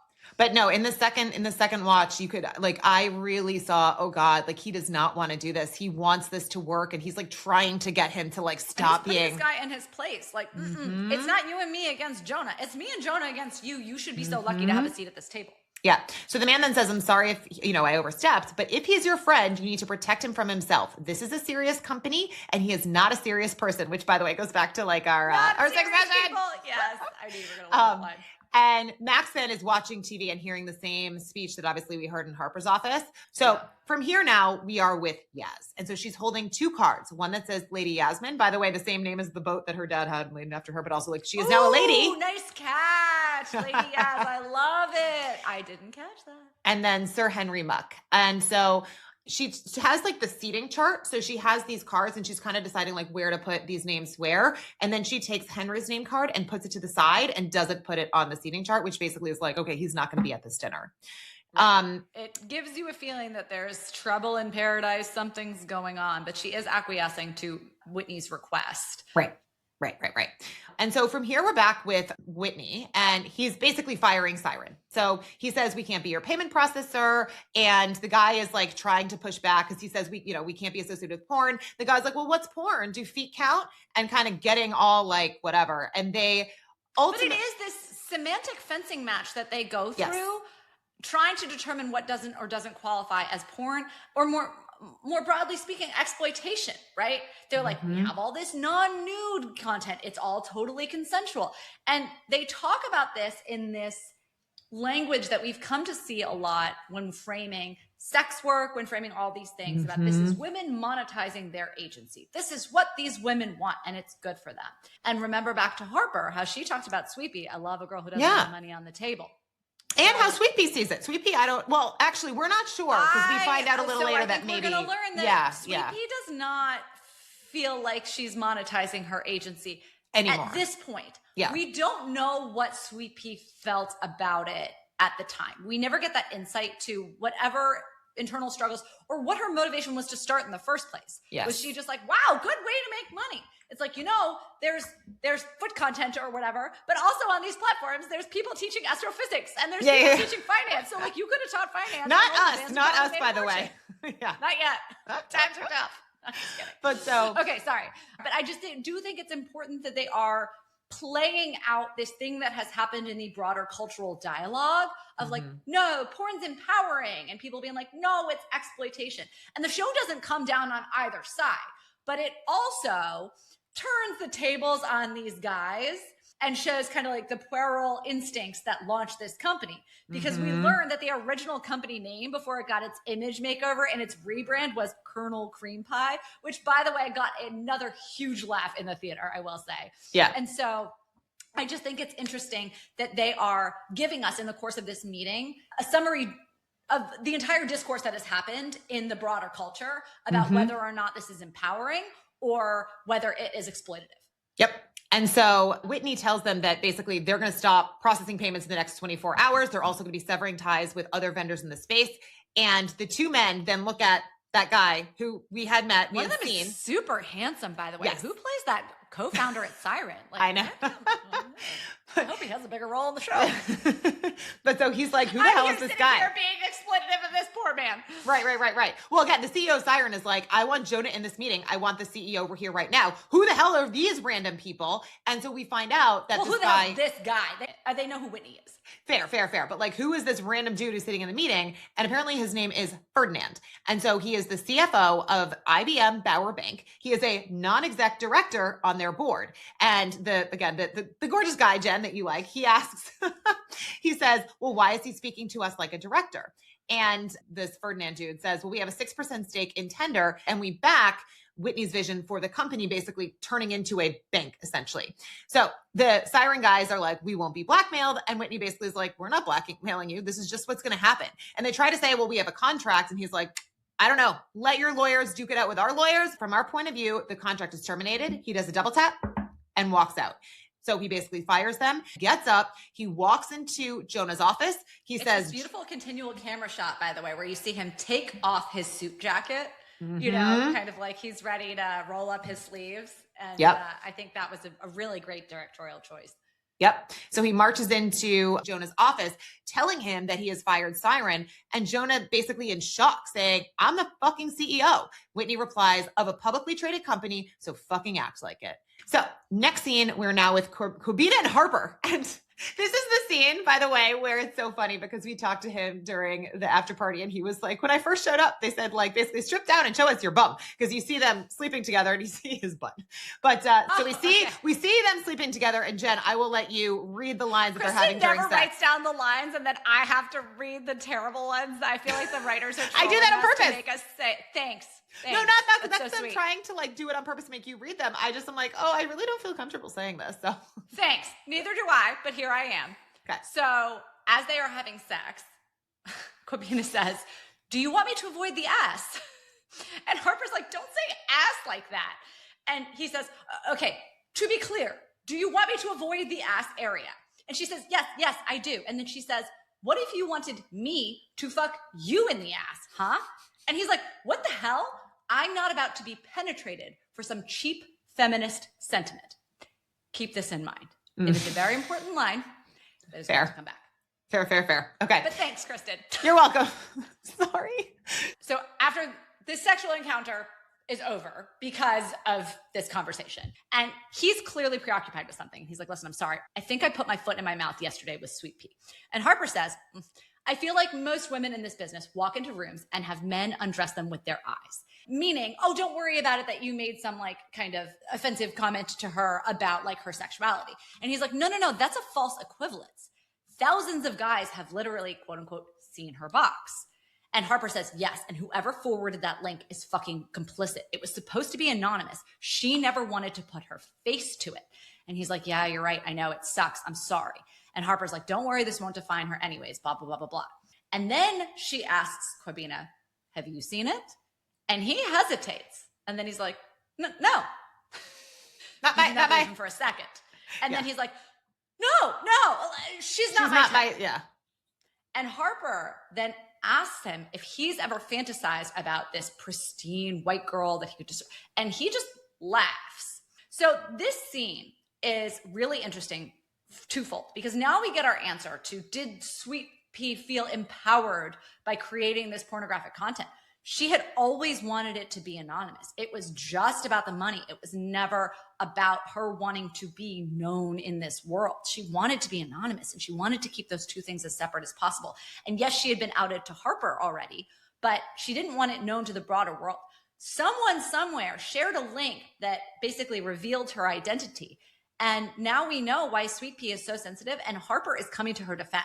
Yeah. But then she's like, is your fetish this white woman? So are you fetishizing Sweet Pea? And he's like, no, whatever. But so there's this accusation towards him that he is. And there's this very historic, very well documented, awful stereotype that Black men fetishize white women. And she is basically implying that to him. Like, oh, you're with me, but do you really wish you were with her? And he's like, no, not at all. What are you talking about? Let this go. And they move on very quickly to the next plot point, which is more finance. But I do think this is very important as we continue with our theme, right? How does our taste, our fetishes in this pornographic world, what does it translate to in terms of real world dynamics? So as they finish this conversation, she gets a text message and she reads it and she screams, fucking cunt. And so she says that some family office, we find out the name is Lily Lara. Lily Lara, yeah. Yeah, Lily Lara, which is, again, I have ideas about where that name came from, but has just put in a redemption request to withdraw the capital. And Kwabena says, I've never heard of them. She runs downstairs like frantic. She gets her computer, she brings it up, she gives it to Kwabena, and she says, write this all down. I'm gating the fund.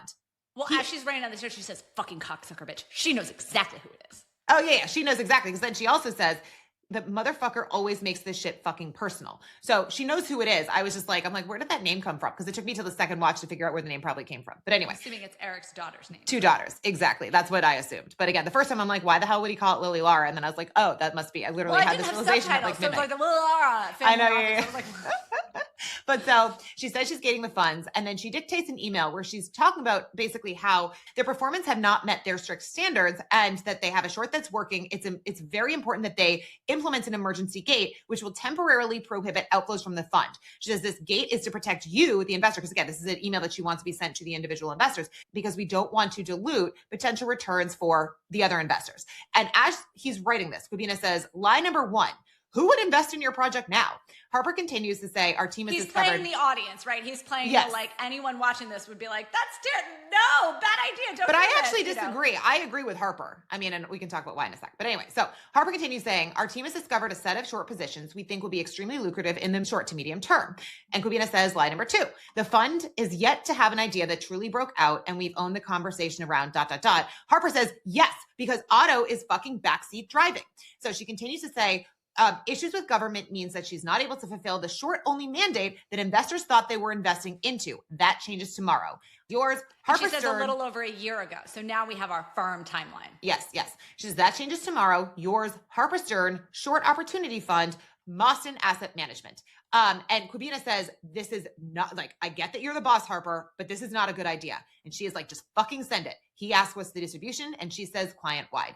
Now, the thing is that this whole idea of gating is something that is like a very real thing. And this happens. It happened like during the great financial crisis in 2008. Yeah. Because what happens is like, back to this whole idea of, if you think about what's happening in the market can get irrational. I mean, I've said this before about why is it that like one of the best things you can do if you're like just an individual retail investor like me is put my money into a fucking like long only track the S&P, whatever account, not ever look at it, is because people make irrational decisions when things go bad and you oftentimes will sell out at the lows. And so by the way, if you have an investor base that is trying to pull money out at inopportune times, it can cause obviously terrible problems. We literally saw this too with like SVB. Silicon Valley Bank was this bank that had invested a lot of their money into treasuries, but because of this hiking cycle, the value of treasuries went down. All these people wanted to pull their money out. And again, a bank is a little different than like a hedge fund, but it's a similar idea.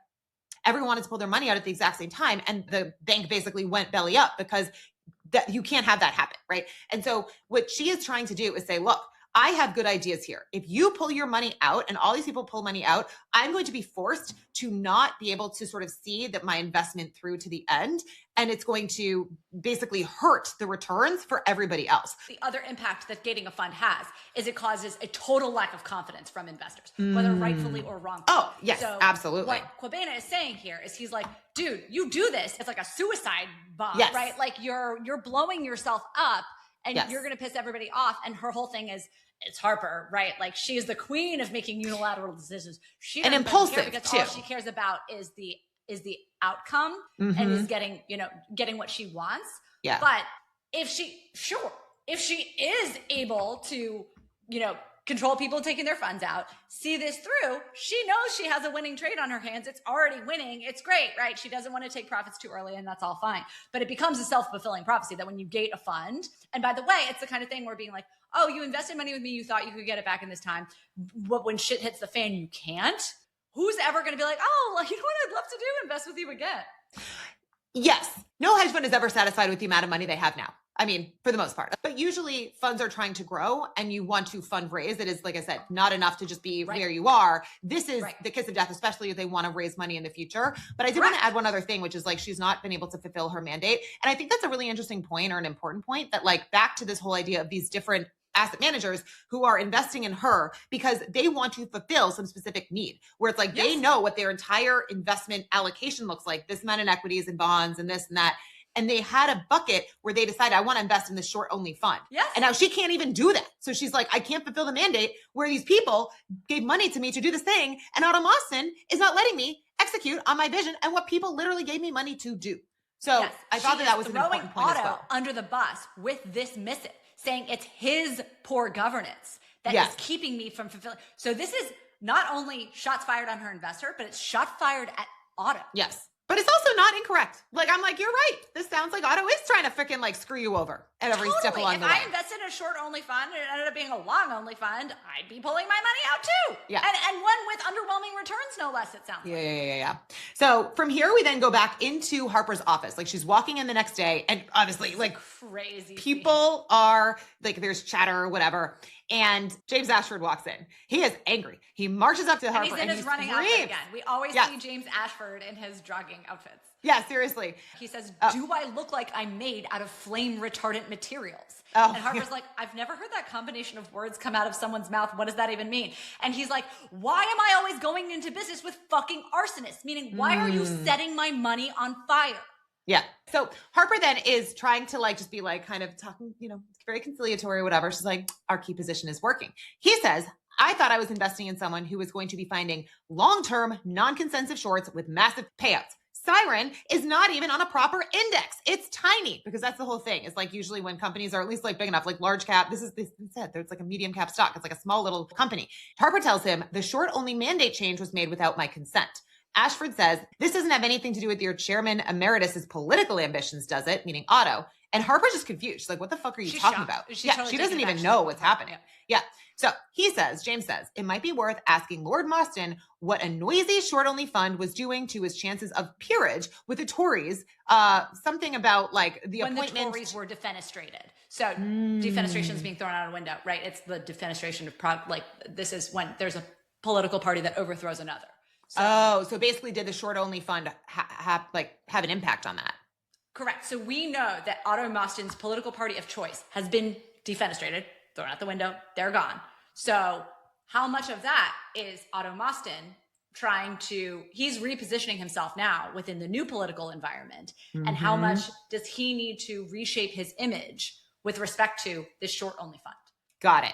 So he says the House of Lords Appointment Commission has a vetting process to ensure that nobody brings it into disrepute. He then does the double tap on the table and tells her he's going to draft a redemption request.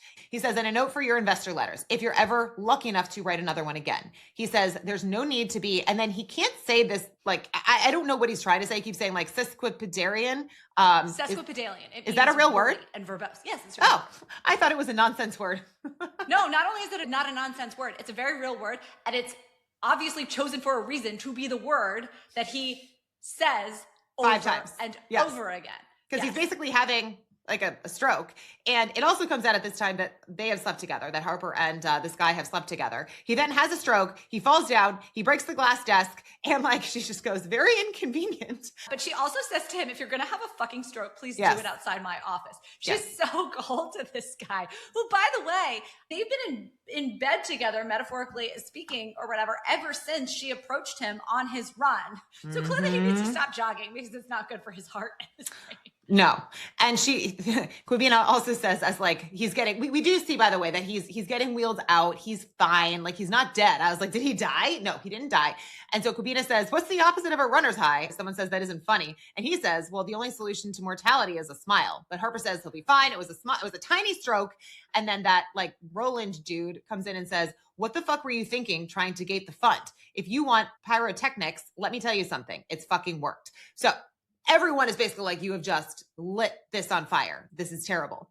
And Quibina then says, it might be worth a brief pause to analyze why we're causing brain bleeds in our clients. Sweepy says, we are supposed to be having an investigative strategy, slow and steady, months, years to build a case. The guy says, people like Ashford want to sit in their pile of money, this is Roland, knowing that their money is working for them. You lack impulse control. Why are you managing other people's money?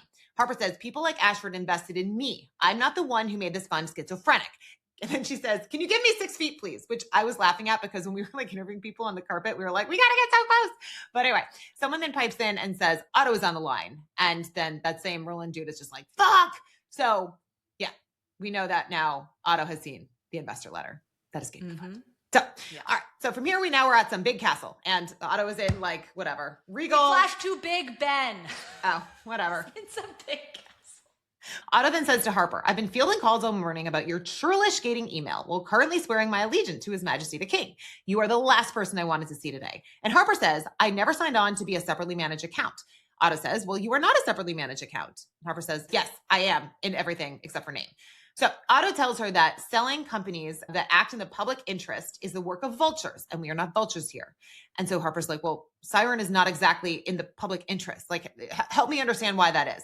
He says that it's utilitarian, and he says, look, I'm talking about your other prospective shorts. So again, she clearly is not able to get on the shorts that she wants. He says public utilities. Those board members are friends. They are nephews. They are godchildren, which duh. I mean, she literally had pitched this last season saying, hey, if we had known what was happening in Lumi, we would have, well, actually, no, she had said Pierpoint. But either way, I mean. No, she said Lumi. That's she not did. True. She said if we had known, it was about Lumi. And no, that she is was his saying if we had godson. someone close to your godson. Yes.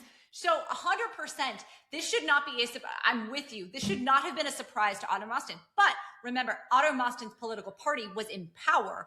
And he was in, you know what I'm saying? Aurora was in ascendancy when she pitched this fund. There's been a shift in the political dynamics. So now he's back-footed, when it comes to the politics. So he has to compensate for that. So I think that all of that is important and tied together, but I'm with you. He should have known. Like, duh. But, 100% he should have known, but I don't think it was never about like protecting my nephew or protecting my friend's nephews when he was in political power, because it could be a little bit of quid pro quo. Yep. Now that he's fighting for that political power, all of a sudden it's changed. Yep. So he then tells her, because she's like, what are we doing here? And he's trying to tell her, oh, you're in such an enviable position for women your age, right? She's only 30. She's managing a hedge fund. Like, that's amazing. But he says, I'm now going to cauterize the bleed of your ridiculous and unilateral email, and we will discuss your performance quarter on quarter like any other manager. Unfortunately, Harper, in this brave new world, it is based on merit. And Harper's like, you hired me based on merit. He says, I hired you as a face, and the cost-benefit analysis of the progressive sheen you brought to the wider umbrella of Mostyn Asset Management, and it no longer stacks up. Harper says, so you wanted to hire a puppet in blackface so you could continue to be a crook. Otto says, in whose eyes am I a crook? A crook anointed by the king? And that woke shit, it no longer moves the needle in this new world. I accidentally called a subordinate a fuck it, and I really hate using this word, but you don't have to use the word. Okay. You can say the R word. Okay. I accidentally called. Need to say this word. Yeah, I don't. Yeah. Okay. So he says, I accidentally called a subordinate and again, R word. I like I said, I don't like using this word, an R word yesterday. Nobody flinched. And you know what happened, Harper? Tomorrow, I might do it again. He then walks away. Actually it was really funny. The whole, yes.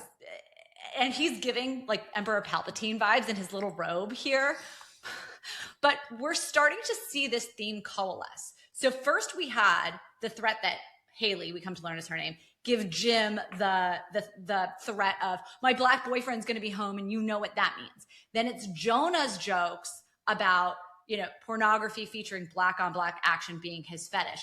And now it's Otto, who multiple times in the last season, by the way, could not have been more explicit in saying he was just using Harper as the modern face of his fund to be an additional layer to insulate him from scrutiny. So we've got that overarching narrative. Then we've got, again, this question of who's fetishizing whom. And is the person who's the subject of the fetish a victim if it's consensual, or are they reaping the benefits? Because, by the way, like, Harper took up this offer from Otto initially, knowing what he said. He made no bones about it. Fair. Although I do think she still thought I am getting this because of my talents. And she has always been an incredibly, for someone who, is like maybe using questionable things. She's also just we saw her in like that first thing where she's like creating a non-farm payroll model and like all this shit. And I'm not saying she's not talented. I don't think Otto ever would have chosen her without her talent. Yeah, exactly. And I think that was why she still thought she was getting that job from talent. Even if he was saying like, oh, it does this thing. I don't think she believed that. I still think she thought he wanted her because of her talents. And also like, they both are willing to use questionable ethics, right? It was like this combination of she's talented, but she also was willing to go the extra mile. And even though he kind of made jokes about him hiring her because she's black, I don't think she believes that. And now I think she was willing to use it to her advantage. Yeah, that's a good point. Whatever works. That's a good point. Fine, that's a good point. You want to use me like that? But now she's like, wait, to your point, if he was doing that while she was able to reap the benefits and run her own book, she doesn't fucking care. Now it's objectionable to her because it's getting in the way. Right? Yeah. Being a figurehead and a puppet is getting in the way of her doing her work. So it no longer serves her. That's true. So now she's fucking pissed about it, right? Yes. I will only be the modern face of your fund if it lets me do what I want to do. Yeah, that's a really good point. Okay, I have to say that the next scene like just made me so happy. So like this next scene we see Eric and he is living the retired life on the golf course. He's just like smoking. He has like his like little old person hat. And someone says, my granddaughter gets a $200,000 allowance and whines about being poor in New York. And it's funny because we had put up that reel where we were like, you're earning $1 million, but if you're in a family and you have like 3 kids, like it's not going to go that far. I mean, as a single person, like, yeah, $200,000, you should be doing okay. I'm sorry. Like, that is more than enough. But Eric says that's not an allowance, it's an endowment. And so they then start joking about how they were lucky enough, these old retired geezers. He says, thank the Christ and his consigliere that we were young enough for deregulation, but old enough for compound interest. The 3 things that increase with compound interest are good deeds, bad deeds, and cash. And Eric is like, you don't keep up in the market? And this other guy is just like, why would I? I mean, it seems like, Eric is still clearly involved. And these other guys are like, whatever. And then we see, as they're on the golf course, we see like some guy in a red hat. And clearly it's supposed to be Donald Trump. You can only see him from a distance. Yeah, it's far away. Distance. And they say, has 47 ever allowed anyone to play through? And so for those of you guys who don't play golf, when there's a group that's going very slow, playing through means sometimes the group ahead of you will let you go ahead because you're so much faster rather than like cause a traffic jam. So they say, has he ever let anyone play through? And they say, not in his lifetime. And then they say, I got us a 4-top at the Palm tonight. No wives or girlfriends. And Eric is just like, do you want to try somewhere else? It's always the fucking Palm. But from here, it then flashes to Eric doing a crossword puzzle. And this is where he gets the call. And so he looks a little bit surprised. He answers the phone. He's like, why, hello. And then on the other side, you hear Harper. And she's like, bizarre way to tell me you miss me. He's like, excuse me. And Harper is angry. He says, your family office withdrew funds. Lily Lara is pulling out. He says, I'm retired, Harper. Dylan, I guess whoever's managing the fund, whatever, we don't know him, but Dylan's the one that's across how you were invested. He didn't like your last 2 quarters, says you were throwing sand in the air and surprised it didn't land in a castle. He then is like reading a hint from the crossword puzzle. And I feel like they never pick things for no reason. So I want to know if you have any idea what this is. He who makes a beast of himself gets rid of the pain of being a man. Author, first name 6 letters, last name 7. Harper says, I have no idea. And she's like drinking a glass of wine as she's doing this. But again, they never do anything for no reason. So do you have any clue what that is in reference to? I had to look it up. I was stumped. It is Samuel Johnson, birth and death, 1709 to 1784, English writer, moralist, and lexicographer, best known for a dictionary of the English language. And according to the search I did, the line reflects Johnson's moral philosophy, the idea that people sometimes abandon reason, conscience, or self-awareness, becoming beast-like to escape the suffering, responsibility, or moral pain that comes with being fully human. I think that this quote was also used in Fear and Loathing in Las Vegas that I haven't seen. And just as a reflection on like escapism and excess and self-degradation, Eric is speaking about how unsatisfied he is with the escapist life he is leading in this, what should be everyone's dream. We've talked about this ad nauseum, how retirement seems like a death to so many people in the industry. And so Eric is out on the golf course. He's going to the dinner at the Palm. He's got this beautiful, what appears to be a nice home in like it looks like Florida. I can't tell what's going on. Where he's supposed to be. Maybe he's supposed to be in Cuba for all I know, because I'm not sure. But so it's clearly unfulfilling to him. But also, or Trump's golf course somewhere. Would make more sense. Or it's Mar-a-Lago or whatever. I don't really know. So I think it's a reflection on, okay, like where are both of our characters now that they are reuniting? And is either of them happy? Have either of them done the things that have given them fulfillment in their humanity? And the answer seems to be no. No.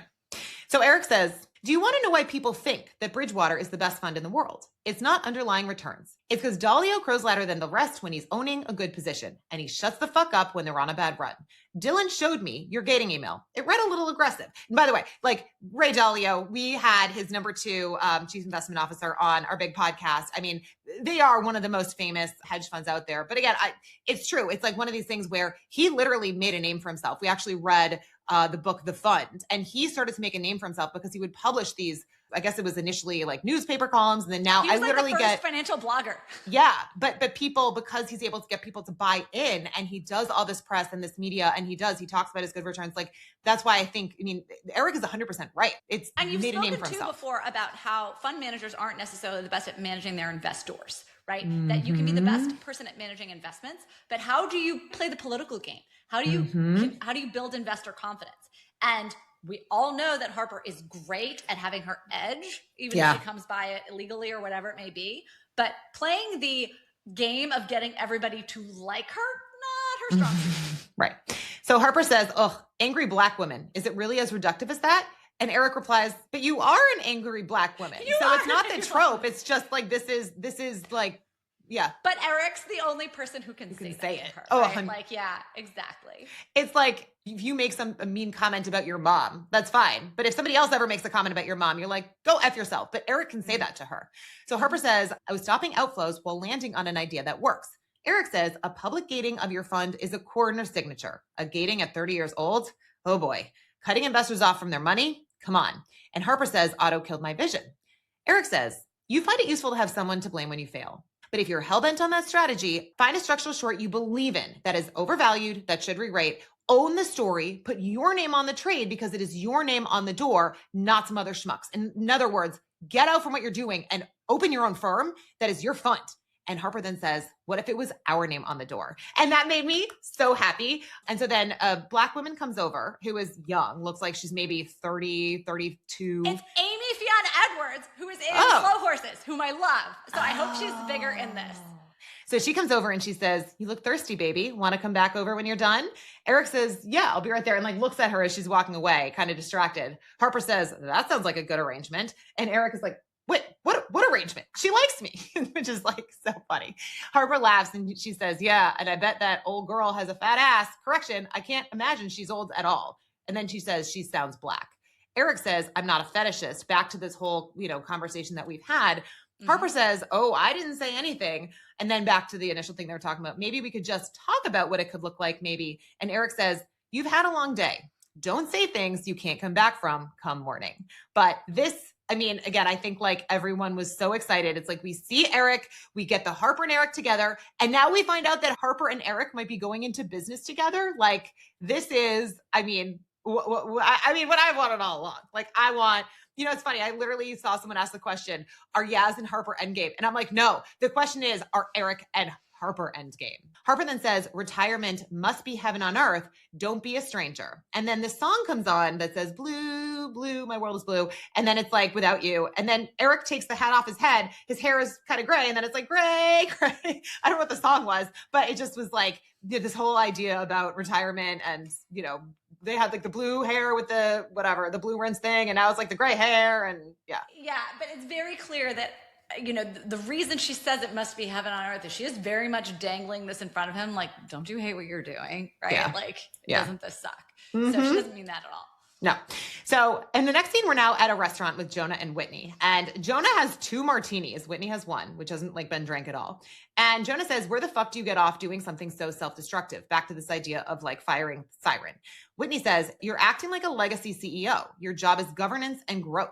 Jonah says, dude, if you want out, if you want to resign or something, like if someone's courting you, you don't have to stay.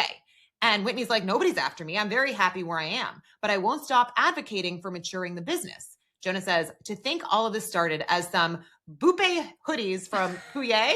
No? What did it actually say? I need to stop laughing. What? Wait, why? I need to stop. He says, to think this all started importing dupe baked hoodies from Puyang. So basically they started in business selling knockoff Japanese streetwear that was super popular in the 90s and early 2000s, but that made in Puyang, right? Like knockoffs made. That's in Vietnam, right? No, China. It's in China. It's like an industrial town in like saying like we're making sweatshirts in an industrial tire factory in China, right? Got it. We were making it so like the lowest, skeeziest, kind of business model. And they've grown it into the PayPal of Bukkake. It's never lost that initial, just like, what are we doing? We're just a bunch of bros getting high with a dream. And sorry, just like behind the sausage, like I have 22 pages of notes. It took me like 5 hours to like write all this shit. And I do rely on voice to text and I try to go back through and sometimes it does not work. So that's why Jen is laughing as like I wrote like Bupe and she's like, no, dupe. So anyway, sorry if there's some fails. Good news is there's 2 of us and Jen can catch like my insanity. So Whitney then says, Michelangelo made David, you birthed a platform for rerouting porn payments. And Jonah says, we birthed it together. He says, come on, do you still find me attractive objectively? Jonah's now asking the question of like, do you still want to be in business with me? And when I first watched it, I actually thought they were having that conversation. That's why I was like, are they gay? Are they together? Like, are they lovers? And then I understood it was no, like this is more of a metaphor for he's using that language to talk about like, do you still want to be in business with me? So and remember, that's the opening conversation that they were having when they were jabbing each other, right? Like when you look youthful, you look great for a man twice your age. It's all these like just about men. And I also think it is really interesting. I do think it's very meta that it's the men jabbing each other about their physical appearance, not the women in this world of industry, which is, by the way, so accurate in the finance bro world, right? It's the guys getting their nails done and worrying about their faces and their appearance and their watches and all this shit. And it's the women who are like, whatever. Well, it's funny because I had said this about even when I remember I was in high school and I was in this like BC calculus class and it was basically all guys except for me and this one other woman. And like it would be literally just the guys talking about how much weight they had lost because they were, a lot of them were on the wrestling team. But again, the women, I think that a lot of them just do it almost like behind closed doors more subtly. Although I do think nowadays, I mean, I think you and I try to be pretty open about like, yeah, I'll get both. Well, I mean, clearly not right now, but like, you know, because I think that it is important to talk about like what you do if you look a certain way and not to be closed off about it. To be realistic about it. Yeah. To be like, hey, listen, I mean, there was a whole world where it was like, if you're going to have plastic surgery, conceal it. Don't tell anyone. It's so shameful. And I think we came out totally the other side where everyone's like, I'm on Ozempic. I got the 6 nose jobs. My boobs are fake. My this or that or whatever. So like people are so much more open about it. But it's funny because then it's almost become self-perpetuate. Always evolve. Then it's like, but okay, like it's a sign of wealth. Right? You're not, the thing that you always see on social media is you're not ugly, you're just poor because rich people can afford all these procedures and pills and everything. And people who are poor cannot. And so. And I do think it causes an uptick because it's like then if things become more accepted, it's the same thing with like drugs and drinking and pot and all that stuff. It's like when it's seen as being like, oh, we don't do that, or it's seen as a little bit shameful, people don't do it. And then all of a sudden it's like, oh, it's okay. So people are like, oh, I guess it's okay. I will do, you know? So I think that there's also that as well. It's like, oh, like everyone's getting a facelift. Do I need a facelift? And like, whereas before you would never even think about it. My daily conversation with myself. I mean, yeah, well, that's a whole other conversation. But so anyway, you kind of start to feel a little bit for Jonah in this whole scene because he says, you know, I was out at dinner with some women and I could see her doing the mental calculus about whether having sex with him was worth the price of dinner. He then orders another martini and he continues and says, he orders it cold as space. Which, fun fact, when we did the after party, they had a martini bar and they had the coldest space martini, which I had, was delicious, by the way. I like a coldest space martini, extra dry. So let's make that happen, guys. Yeah. So Jonah then continues, but I'm sick of your solo project shitting on the flow of our brand man. Globetrotting Whitney disappearing to Africa every 2 fucking minutes to overpay for some piece of shit native biz. Whitney says, you signed off on that. And Jonah says, I thought this was a porn play. Whitney says, the Ghanaian economy, and this is why when you had said initially, Kwabena was supposed to be from Ghana, I thought that was related, but apparently not that Kwabena was supposed to be from Ghana, that his character in Ted Lasso was supposed to be from Ghana, and they rewrote the character to be Nigerian, to be more, because him being Nigerian is a whole plot in Ted Lasso. But I just think but to your point, it is interesting because Ghana plays very coincidence. Yeah. Got it. He says the Ghanaian economy is basically on HGH, so human growth hormone. We're buying a footprint, local expertise, and we're buying users, grow or die. Then he starts talking back about Jonah. He says, kid at Stanford knew this in his bones. What was the thing you said to me when I pitched in college? Shaking like a fucking chimney sweep's apprentice. And then Jonah jokes about all the like flowery prose that they're using. He says, where do you pick these little phrases up from? And it kind of goes back to the sesquipena, whatever. And like just the fact that again, all these. It's about the writers. I think it's about the writers who are using, again, Shakespeare and all these Samuel John. Again, as an English major, I'm having to look these things up. These are not things that certainly in America, when studying English literature, like we're encouraged to memorize. So it gets the whole thing. To your point, is he's like, why are you using this? I do think that this is almost they're a play on themselves, retelling of how they thought about how to produce the dialogue for this season, which is so much more crude and crass. So Whitney says, what did you say? Jonah's like, I have no fucking idea. Whitney says, I'll never forget it. You said in America, your story begins when you start telling it, which goes back to the Ray Dalio point, which is like, if you're not talking about it, like nobody knows. And it's actually, we say this about when you're working and how to get ahead. People need to know what you're doing. If people don't know what you're doing, they're not going to assume the best. Like, it's not like, oh, just be quiet, put your head down. Like, no. And we had this conversation with Lucy as well, where it's like, it's not enough to have the best idea. You have to have the idea and you need to get that message out into the universe. And so it's this whole same thing. And you look like you want to say something. And we've also talked about the stories that you tell yourself about yourself. This company, its story can be in Whitney's eyes, whatever story they tell about it. Yes, we started out by being a payments processor for companies like Siren, but look what we became. And Jonah doesn't want to be anything other than what he is. Yeah. And he's very happy to be that. And obviously that's not enough. It's almost like, again, it's like the couple, and it's like one person is striving for something so much bigger and the other one's just like, I just want to be happy. Like, why don't you love me? Like, just be with me. Like, this is enough. And I mean, Whitney's like, this is not enough. So it's the Lady Macbeth in the couple, right? Like, aren't you destined for greatness? And the guy's like, I don't know. I guess I am. I guess I got to kill people. So Jonah says, we've obviously hit an impasse in our relationship. Poor communication. So bring me in. Put me on the ground. Where are we expanding? Whitney says, I just need your blessing to pursue the vision for Tender 2.0. That's it.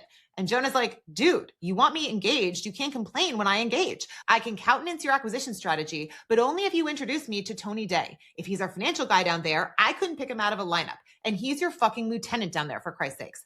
I want to, he also adds, and I want to get rid of Kraut. So he's the guy that, what was his actual name? Like it was Ferdinand. But what is the Kraut? Kraut is a derogatory term for a German.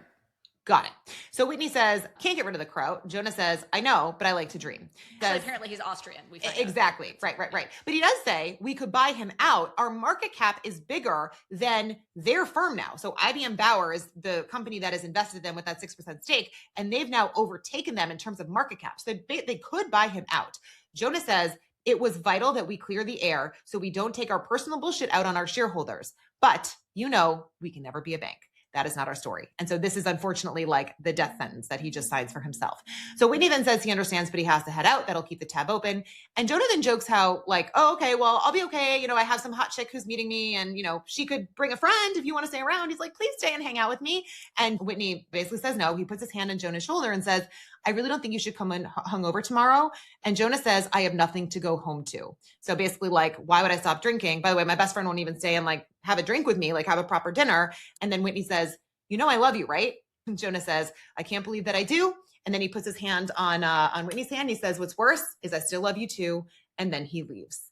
And so, yeah, this was just humanizing him, but continue. It's humanizing him, but also I think that there's this moment where Jonah has been talking all this bravado, the same way that we saw Rishi do about like, I got these girls and blah, blah, blah. And I don't really believe it. I don't know that there's a girl coming to I don't think there is. I think that he just wants to have dinner with his friend Mm-hmm. and keeping friends together. And as Whitney walks away, we have watched enough industry episodes at this point that instead of walking away, they linger the camera on his face and he looks troubled as he's walking away. And in industry body language, we all well know that this means I'm about to stab you in the back. And honestly, here's the saddest thing. This is why I need to go through these and like also like see things written down. But it's the fact that they named his character Whitney, the Whitney Houston reference. I don't think that was a mistake. Interesting. Yeah. Oh, good. I'm glad that was something that you didn't like pick up right away. But I mean, who knows? It could just be totally random, but whatever. Okay. So next scene, Harper walks into a dinner party and you hear someone say, apparently Vogue is a photographer here. Quick, hide all the rich white women before they do something brave and inclusive. So Whitney then goes over. They also say, unless you're fuckable, fashionable, or famous, you're basically furniture. Yes. Yeah. So Whitney then goes over to Harper and he introduces himself. And Harper says that she knows who he is because she has seen his face on an org chart when she was researching companies that were in business with Siren. Whitney is like, oh yeah, we're fucked. He says, my face pinned to a corkboard is like a common criminal. And then he says, why am I lucky enough to share a room with you now? She's like, you know who I am? And he says, of course I know who you are. So Harper then says she knows the woman who's putting on the event. Whitney says that he does as well. She's a dear friend. And then we see who walks in the door, but it is obviously Yasmin. Harper's only ever gone. We know that Harper only went to Yasmin's wedding because she wanted to be seated next to someone in political position. Whom was Harper trying to sit next to at this dinner? So we know that the seating arrangement has been reshuffled a couple of times. So it does beg the question. She knew exactly who Whitney was. Whitney knew exactly who she was. I don't think that she was actually trying to sit next to Whitney at this dinner, but who was she trying to sit next to? And how does this all fall together? I think is a question that I certainly was wondering the whole time. It's not answered. But no. So one of the potential scenarios I had was Yaz bumped Harper from sitting next to Jennifer Bevan to put Whitney in that seat because, as Yasmin said initially and will say again, she wants Henry Muck to be in business with Whitney. So that was one theory I had, but again, nothing to substantiate it. We do see, though, throughout this dinner, Harper at her distant table looking over their conversation. So part of me was wondering if, and just having seen how they're setting up, obviously a head-to-head conflict between Yasmin and Harper later in this season at some point. Yeah. If, Harper got booted from the head table so that Whitney could get her slot. That was part of me wondering, but maybe reading way too much into this. I don't know. Yeah. So from here, we're now actually at the dinner, and Yaz is sitting with Whitney and Jennifer Bevan, again, new prime minister of industry. And so Whitney says that he's struggling to imagine how they became friends. And we find out that Henry had lost to Bevan in the election. So Yaz invited her over for a chat, right? It's like the classic, keep your friends close, but your enemies closer. I wrote the exact same line. Oh, I love that. So Bevan then jokes that I thought that they would basically have me shot and stuffed. And Yaz was like, I'm sure Lord Norton would think you look great on the wall. Yaz does not seem all that friendly. She seems very sinister here. Clearly. I mean, like, we know her motives. Remember how Otto brought Harper in. It was this cloak and dagger, get in the back of my car, I'm going to throw a hood over your head, practically, things like that. That's how this family operates. Mm-hmm. If you're doing something that's, nefarious and afoot, we're going to bring you in close and bear hug you. Yeah. So Yasmin introduces Whitney to Bevan, and Whitney says that Yasmin has a habit of making the right connections at the right times. Yaz says, Henry might be working with Whitney soon, to which Whitney says, well, I'd love to meet him. So they've never even met. Like, this is her orchestrating, like, oh, they're going to work together. And he's like, oh, okay. So Yasmin says, well, you should come and visit once he's shaken off this little cold. So, okay, he has a little cold. It's his birthday, and the house will be in full festive swing. I imagine a meeting with Lord Norton is pretty high on the agenda now for you and the new business secretary, now that you've been given this new role in government. And Jennifer says, well, Lisa isn't one to kowtow to legacy media. She's not a ring kisser. Yaz is then about to say something like, well, she should be. She just smiles. She's like, oh, you think. Herself, like, yes, you think that now. Good luck. Yeah. And so Whitney then pipes in and says, I watched your speech. It's prompting a reevaluation of the whole direction of our company. We have found ambition for what Tender can evolve into as of this morning. We are no longer affiliated with Siren or any porn company.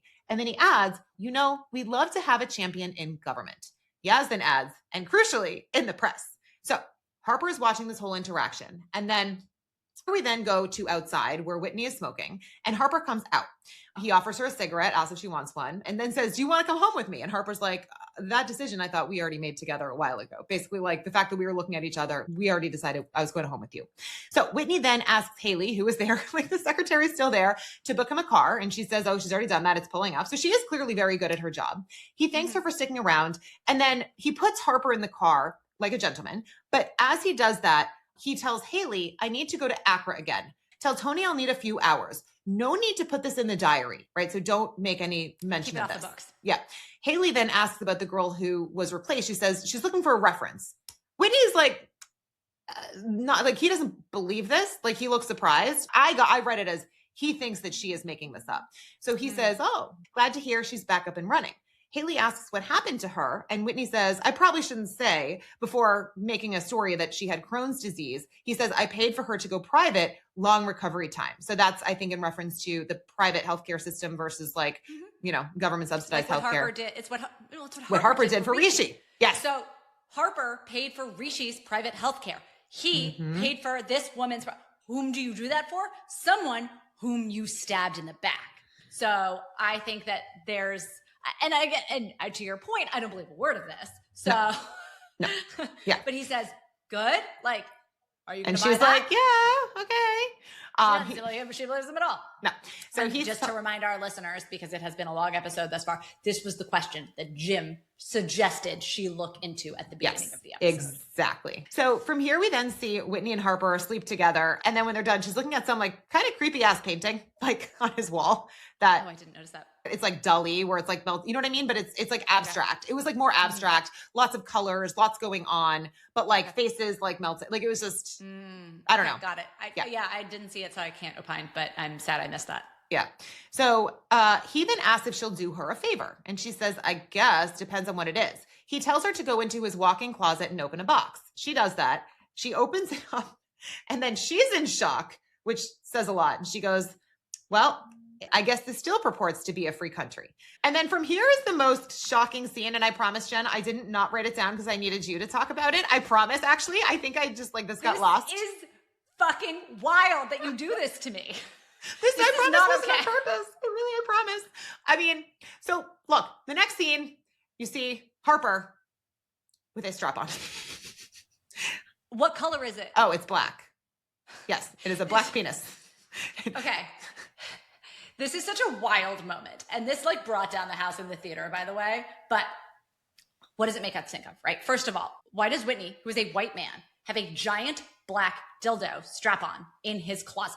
So it makes you think of all these different things. First of all, it makes you think of Jimena's line from earlier that you made me say, which is, again, I'm not about to be penetrated for some cheap feminist sentiment. It's not anyone else. It is Whitney, who not only wants to be penetrated, but wants to be penetrated specifically by a Black phallus.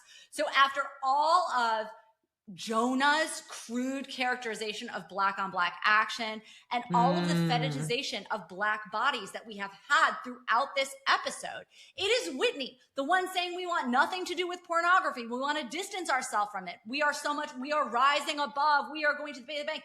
It is he with the deepest and most literal fetish. Then there's also the role play of Harper as the man here, which seems to be the physical embodiment. She has this moment where she's standing in front of the mirror holding this strap on. This is the physical embodiment of her as the person in power who is fucking everybody else, right? That's true. She looks powerful in her nakedness with this strap on in the exact same way she is powerful in the hedge fund that she's built. So thanks again, Kristen. Sorry. Thank you. Well, anyway, so then it is the next morning and we see our friend Jim, James, whoever, shot similar where it's like you see him in his apartment, same apartment with the phone. And this time he's dialing Harper. He calls someone and then we hear Harper answer. And he says that he works at FinDigest, same thing that he had obviously said to our friend Haley. And Harper asks how he found her number. And he says that a source in the city leaked her gating email. And he says, I look into financial fraud about himself. I'm working on a story on Siren's former payment processor, Tender. Harper looks over at Whitney because she's still with him. He's like getting dressed in the morning. And James says, your email said you were short Siren, but you've been looking at the wrong company.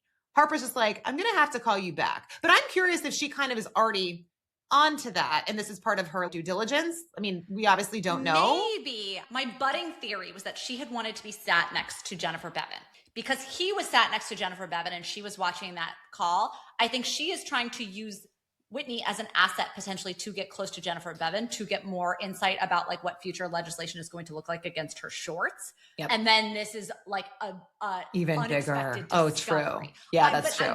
I like your reading better. Like the big reveal. Yeah. And so Jim then says, all right, look, I think these people are capable of almost anything to stop someone looking too closely. All right. We then hear Whitney ask Harper and she says, all good, never better. And then we see her walking outside of her apartment. But like, yeah, so I think there's this ominous music playing because she is still in this man's home and now has the information that it's like, you're with a serial killer? Correct. And I do think, and again, I'm so happy that you're saying that there's some validation to my American Psycho. Yes. Because there's this moment where he's doing his like morning ablutions in the bathroom that we don't see. So it's like Whitney's doing his American Psycho routine in the bathroom while Harper's on the phone getting the house, like the call comes from inside the house, like you're not safe, like get out. And she has been in scary situations before, but this feels much scarier because we get this idea. Clearly, the idea we're supposed to have put in our head is that something terrible has happened to this man's former assistant, that she's dead in a ditch somewhere because she got too close to this information. And let me read what Max Minghella, the actor who plays Whitney, what he posted on Instagram 21 hours ago leading up into the premiere. So it's a picture of him. Then it says Whitney Halberstein, whatever, Max Minghella. And then you have the picture of, what's his name? Of Patrick Bateman. Of Patrick Bateman. The caption says, forever grateful to M. Down, so Mikey Down and Conrad K, for the gift of Whitney, a true American Psycho. And the song that is playing, the song that he has used, you can't see it, is Whitney Houston, I Want to Dance with Somebody. So that was why I got it. When you said that, I got it. I was like, because again, I was like, okay, like he's creepy, like blah, blah, blah. But I didn't get, like, without you telling me that. I'm so happy that I'm right. Okay, great. Again, Yay. yeah. So A+, Jen. Yeah, thanks. So thanks, Max Minghella. Like you said, it's a puzzle. It is. Trying to figure out these references are never without a meaning. So when I heard True Faith, I was like, boom, here we are. Love it. A+, Jen. I made a reel joking about finance bros memorizing American Psycho, and I think I probably have American Psycho memorized more than. But no, that's why I'm saying, Jen, literally after we get off, I need you to repost that. Thank you. I will say, so as we get back to our theme of American Psycho, there is this theme in the movie American Psycho, for those of you who haven't seen it. It is prostitutes whom he is bringing, and Patrick Bateman constantly has pornography running in the background. So he's bringing prostitutes back to his home, filming them having sex with him on camera, and then murdering them. And so it's this whole thing of, wait a second, is Harper, one of these women who has been fetishized, now in danger in Patrick Bateman's apartment. Or is Harper Patrick Bateman because she's the one doing the fucking? Who is the American psycho here? So I think that's kind of the idea that they're. And Eric calls Harper a sociopath. Yeah. So she is, Harper and she's American. And she's American. Like she is an American psycho. It's just not, we're not sure if he is also an American psycho. They've met their match. And I actually kind of love that. That is that's so cool. So she is now coming back to her house, and who do we see waiting for outside her apartment? It is Eric. And she says, business or pleasure? And Eric says, I didn't do too well chasing pleasure. So then they're up talking in her apartment. He's obviously come up. She's sipping coffee, and she asks him about his girls. And he says that they're away at boarding school. She makes a comment how, he said them thousands of miles away. How are your girls? And he literally just doesn't answer. And that in and of itself is answer enough, because we know that his family fell apart. Yes. And she says, yeah, well, you like, it's on you, like you moved thousands of miles away. Which That's he didn't though. His family fell apart. No. His family fell apart because of everything that happened in the prior seasons. Like, no thanks in part to Harper, by the way, who originally got him sent to, and Adler, who got him sent to SRM, like all of those things that happened. But he didn't move. And that's why initially I was like, are they in New York? Because I was so confused. I think he moved to Florida or wherever he was golfing. Oh, so he flew. And his girls you're probably right. stayed in a British boarding school. You're right. With his wife or whatever, if she decided to stay in London. But that actually means that he flew from fucking Florida to London to come and see her, which is a bigger thing than just... He got on a fucking plane. He got on a plane. That is 100%. Yes, that is being communicated very clearly here, that he moved heaven and earth to show up at her front door. He didn't just wander over. That's a good point. The movement through time and space too, because we also see Eric, his entire body language has changed from the previous seasons. His hair color has changed. He's gone fully gray. And which he was also at the premiere too, by the way. Yes, but they can dye his hair if they chose to keep it gray. And I think it shows that retirement has aged him more than working in the industry. And by the way, you're 100% right, because through having 47, that was definitely like he was supposed to be at Mar-a-Lago. So you are 100% right. And I missed that. And to your point, that makes it such a bigger deal that he hops on a fucking plane to come and see her in person to hash out their plan. Okay, that is awesome. And I love that. But it's also interesting that he also mentions again an institution. He says, maybe a justification because he sent his kids to boarding school. I abdicate the responsibility to an institution. The same thing of what happens when you have someone who's crazy and you put them in an institution, whether it's the Haley person. But also that it wasn't me doing all the screwing over. It was the institution. We were part of the institution of the industry, right? Yeah. I wasn't the one who was a bad dad to you, Harper. I wasn't a bad manager to you, Harper. I abdicate responsibility to the institution of Pierpoint, Harper. And by the way, maybe we can abdicate responsibility for all of our actions to the bigger institution that we were part and parcel to. And then Harper says what? And then Harper says, could be the story of our lives. Give everything to something that kills you.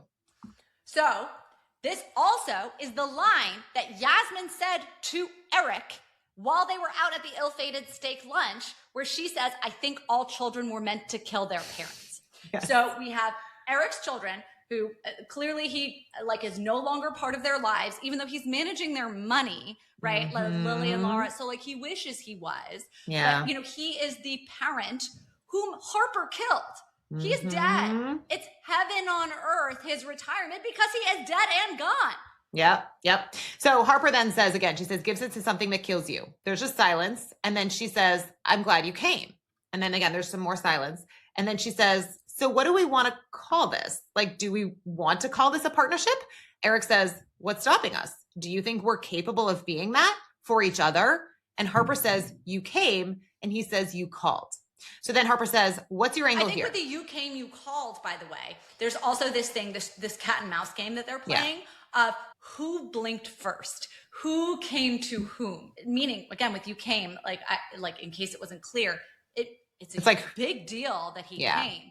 And for him, it's a big deal that she called. Each of them has made a bridge to the other. And now we're here. Yeah. And it's okay. Let's stop pointing fingers of who is. Well, it's who says I love you first, right? Yeah, it's that's the big thing. Right. It's you might try to plant the seed, oh, I love, you know what I mean? But it's who was actually the one that did it. Yeah. So Harper then says, what's your angle here? Honestly, because I can't be a punching bag for another man's fear. Eric says, I've sacrificed too much to sit on the sidelines. No. This is the most honest and vulnerable we have ever seen Harper in that one sentence. Yeah. I don't think we've ever seen this side of Harper that we see, this facial expression I have never seen on Harper before. Have you? Like, no, that's what I said when I first delivered that line. But like this whole season, actually, I felt, even though we've seen her a lot not on top, there was something about this season that made her feel less sociopathic. She's always read sociopathic in every other season. I mean, we saw it in season 1, episode 4. And then this is the first season where like, I didn't feel Harper the sociopath. I felt like Harper, is she a human being now? And so when she literally is saying like, I can't be a punching bag for, like, she has this real emotion. And so Eric says, I sacrificed too much to sit on the sidelines. When you're young, you've got all these ideas and know where to put them. When you're getting to the end of it, all you've got, and he's almost like crying here. And as he's trying to think of the words, Harper answers money. And Eric's like, yeah, money, but he doesn't really believe it. And then Harper says, I want my name on the door, which reminded me so much of in Suits, because they're always like, my name on the door. No, my name on the door. Yeah. But anyway, so Harper says, I want my name on the door. And Eric's like, well, so do I. And so Harper says, it's really funny how honest communication can feel like a fucking exorcism. And Eric says, yeah, the problem with heaven on earth is nobody wants it when it's here. And then Harper takes a sip of her coffee. Now, we are now at the penultimate scene. So we see Whitney and Jonah going up in the elevator together. They're going up to the 36th floor. Who knows if that... We had so many elevator scenes at Pier Point, and we are getting the industry music in the background. Yes. Because they didn't have that at the beginning of the season, which I thought was interesting. We talked about, and you said as well, it was like the fire starter. There was something else. So yes. Jonah is telling Whitney, he's like, I got so drunk last night. I passed through drunkenness to this new elevated level of sobriety, whatever. And then he says, and of course somebody put a fucking 10 a.m. in my diary. So it's like, holy shit. Like you are upset about a 10, like that is obviously late. So he then says to Whitney, you good? They get out on the 36th floor and Whitney says, I want you to remember that I tried to spare you this indignity. And as they walk in, someone says, Mr. Atterbury. So this is Jonah, I assume his last name, if you'd like to sit down. And Jonah obviously senses something is wrong. And he's like, what are you doing here? Thanks. I'm good. I will stand. And then he looks to his friend Whitney. He's like, what's going on? Whitney says, I think you should take a seat, man. So they then tell him that he's in breach of contract as CEO. And they said, despite warnings, there are several behavioral clauses. Whitney looks super uncomfortable, by the way. And they read all the things that he has done. Yeah. What was that? Whitney can't look at him. No, yeah, because he knows he's literally screwing over his friend. So they read all the things he's done: drugs at work, being intoxicated, misuse of company funds. And he's like what? And they say the playpen, like Magic City, all these $2,000 to $4,000. I mean, I'm assuming paying to go to a strip club or whatever. Complaints about hygiene, your odor, your attire, your levels of cleanliness. The board has voted unanimously for dismissal. Yeah, what they say is, as a concession, your equity will remain undiluted. And at the special request of Mr. Halberstrom, Whitney, future dividends and additional benefits like healthcare, pension remain unchallenged. Yeah. And John was like, oh, how fucking noble. Like, thanks for nothing, Whitney. And as he says this, he says, look at me, you asshole. Fucking look at my face. Say something, fucking speak to me. Whitney then turns to him and he says, the problem is, and then there's like this like ominous music playing. But there's the drum beat. Yeah. He says, I'm not speaking to you, Jonah. I haven't seen you for some time. I would like to nominate myself as interim CEO while I search for a viable candidate. All those in favor, everyone raises their hand. And then Jonah walks out. And as he does that, Whitney says, I started laying track with the new government's business department. Our comp is no longer Stripe or PayPal. It's not even Chase or Goldman. We're going to be these things and more. We are going to be a bank killer. So the final scene is we finally see our friend Kit Harington, Henry, smashing up pills and playing. I wrote a piano, but someone, when we put this up on, it's a harpsichord. Thank God for closed captioning. Hang on. Sorry. So there's a drum beat throughout this ominous scene where Whitney is giving this speech. He is not a happy figurehead at the top of this table. That drum beat turns into the more discordant sound of what we see to be Henry Muck smashing up pills on top of what, again, in the theater, I thought it was a piano. But at the bottom, it says harpsichord in the closed captioning with a sign around it that is ring fenced saying, do not play. By the way, harpsichord is Harper. Eric's. That is Eric's nickname for her. Yes. But also, what are we foreshadowing here with do not play harpsichord? Don't fuck with Harper, right? And so given all the previews that we then see for the season, it's, I think, foreshadowing what will ultimately be the showdown, because then they show like after this episode. Interesting. So I wasn't coming up on industry. Yeah. Well, so I wasn't sure if the do not play harpsichord is like Eric and Harper do not try this, or if I mean, I hope that's not it. I want them to be like together and like a united front.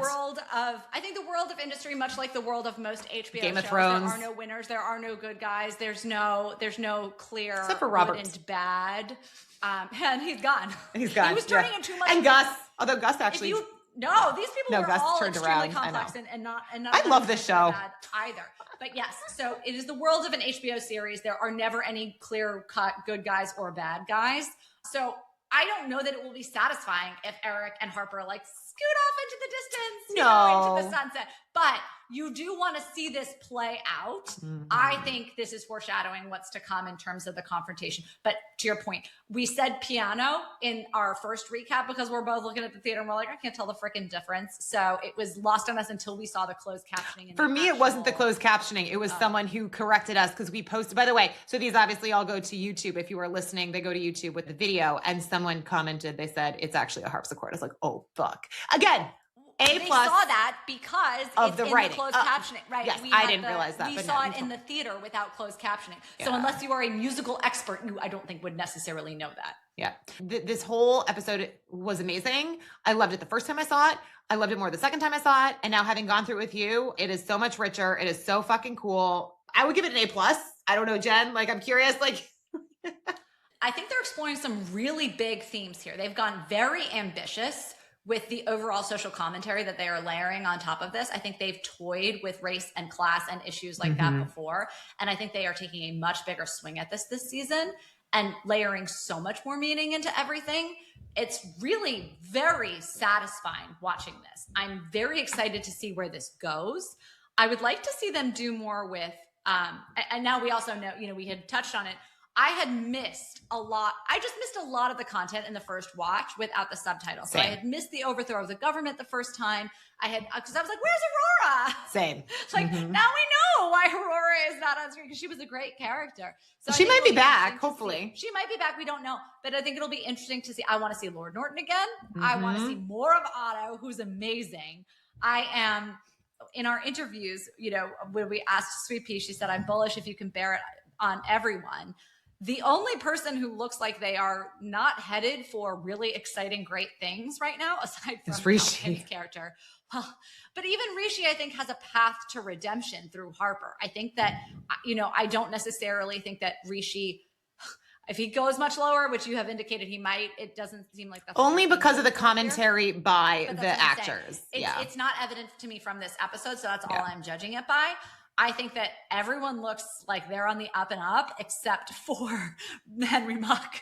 Yeah. Well, Henry Mock and then Jonah, who is also now being kicked to the curb. Yeah, but I truly hope that this is not the last we see of Jonah, because I would love to see Jonah join forces with Eric and Harper.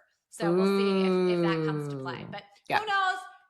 I'm so excited. Thank you all so much for being on this journey with us. Now we got to go race to get this edited and get this out within the next 24 hours. Awesome. All right, bye, guys. All right. Bye, guys.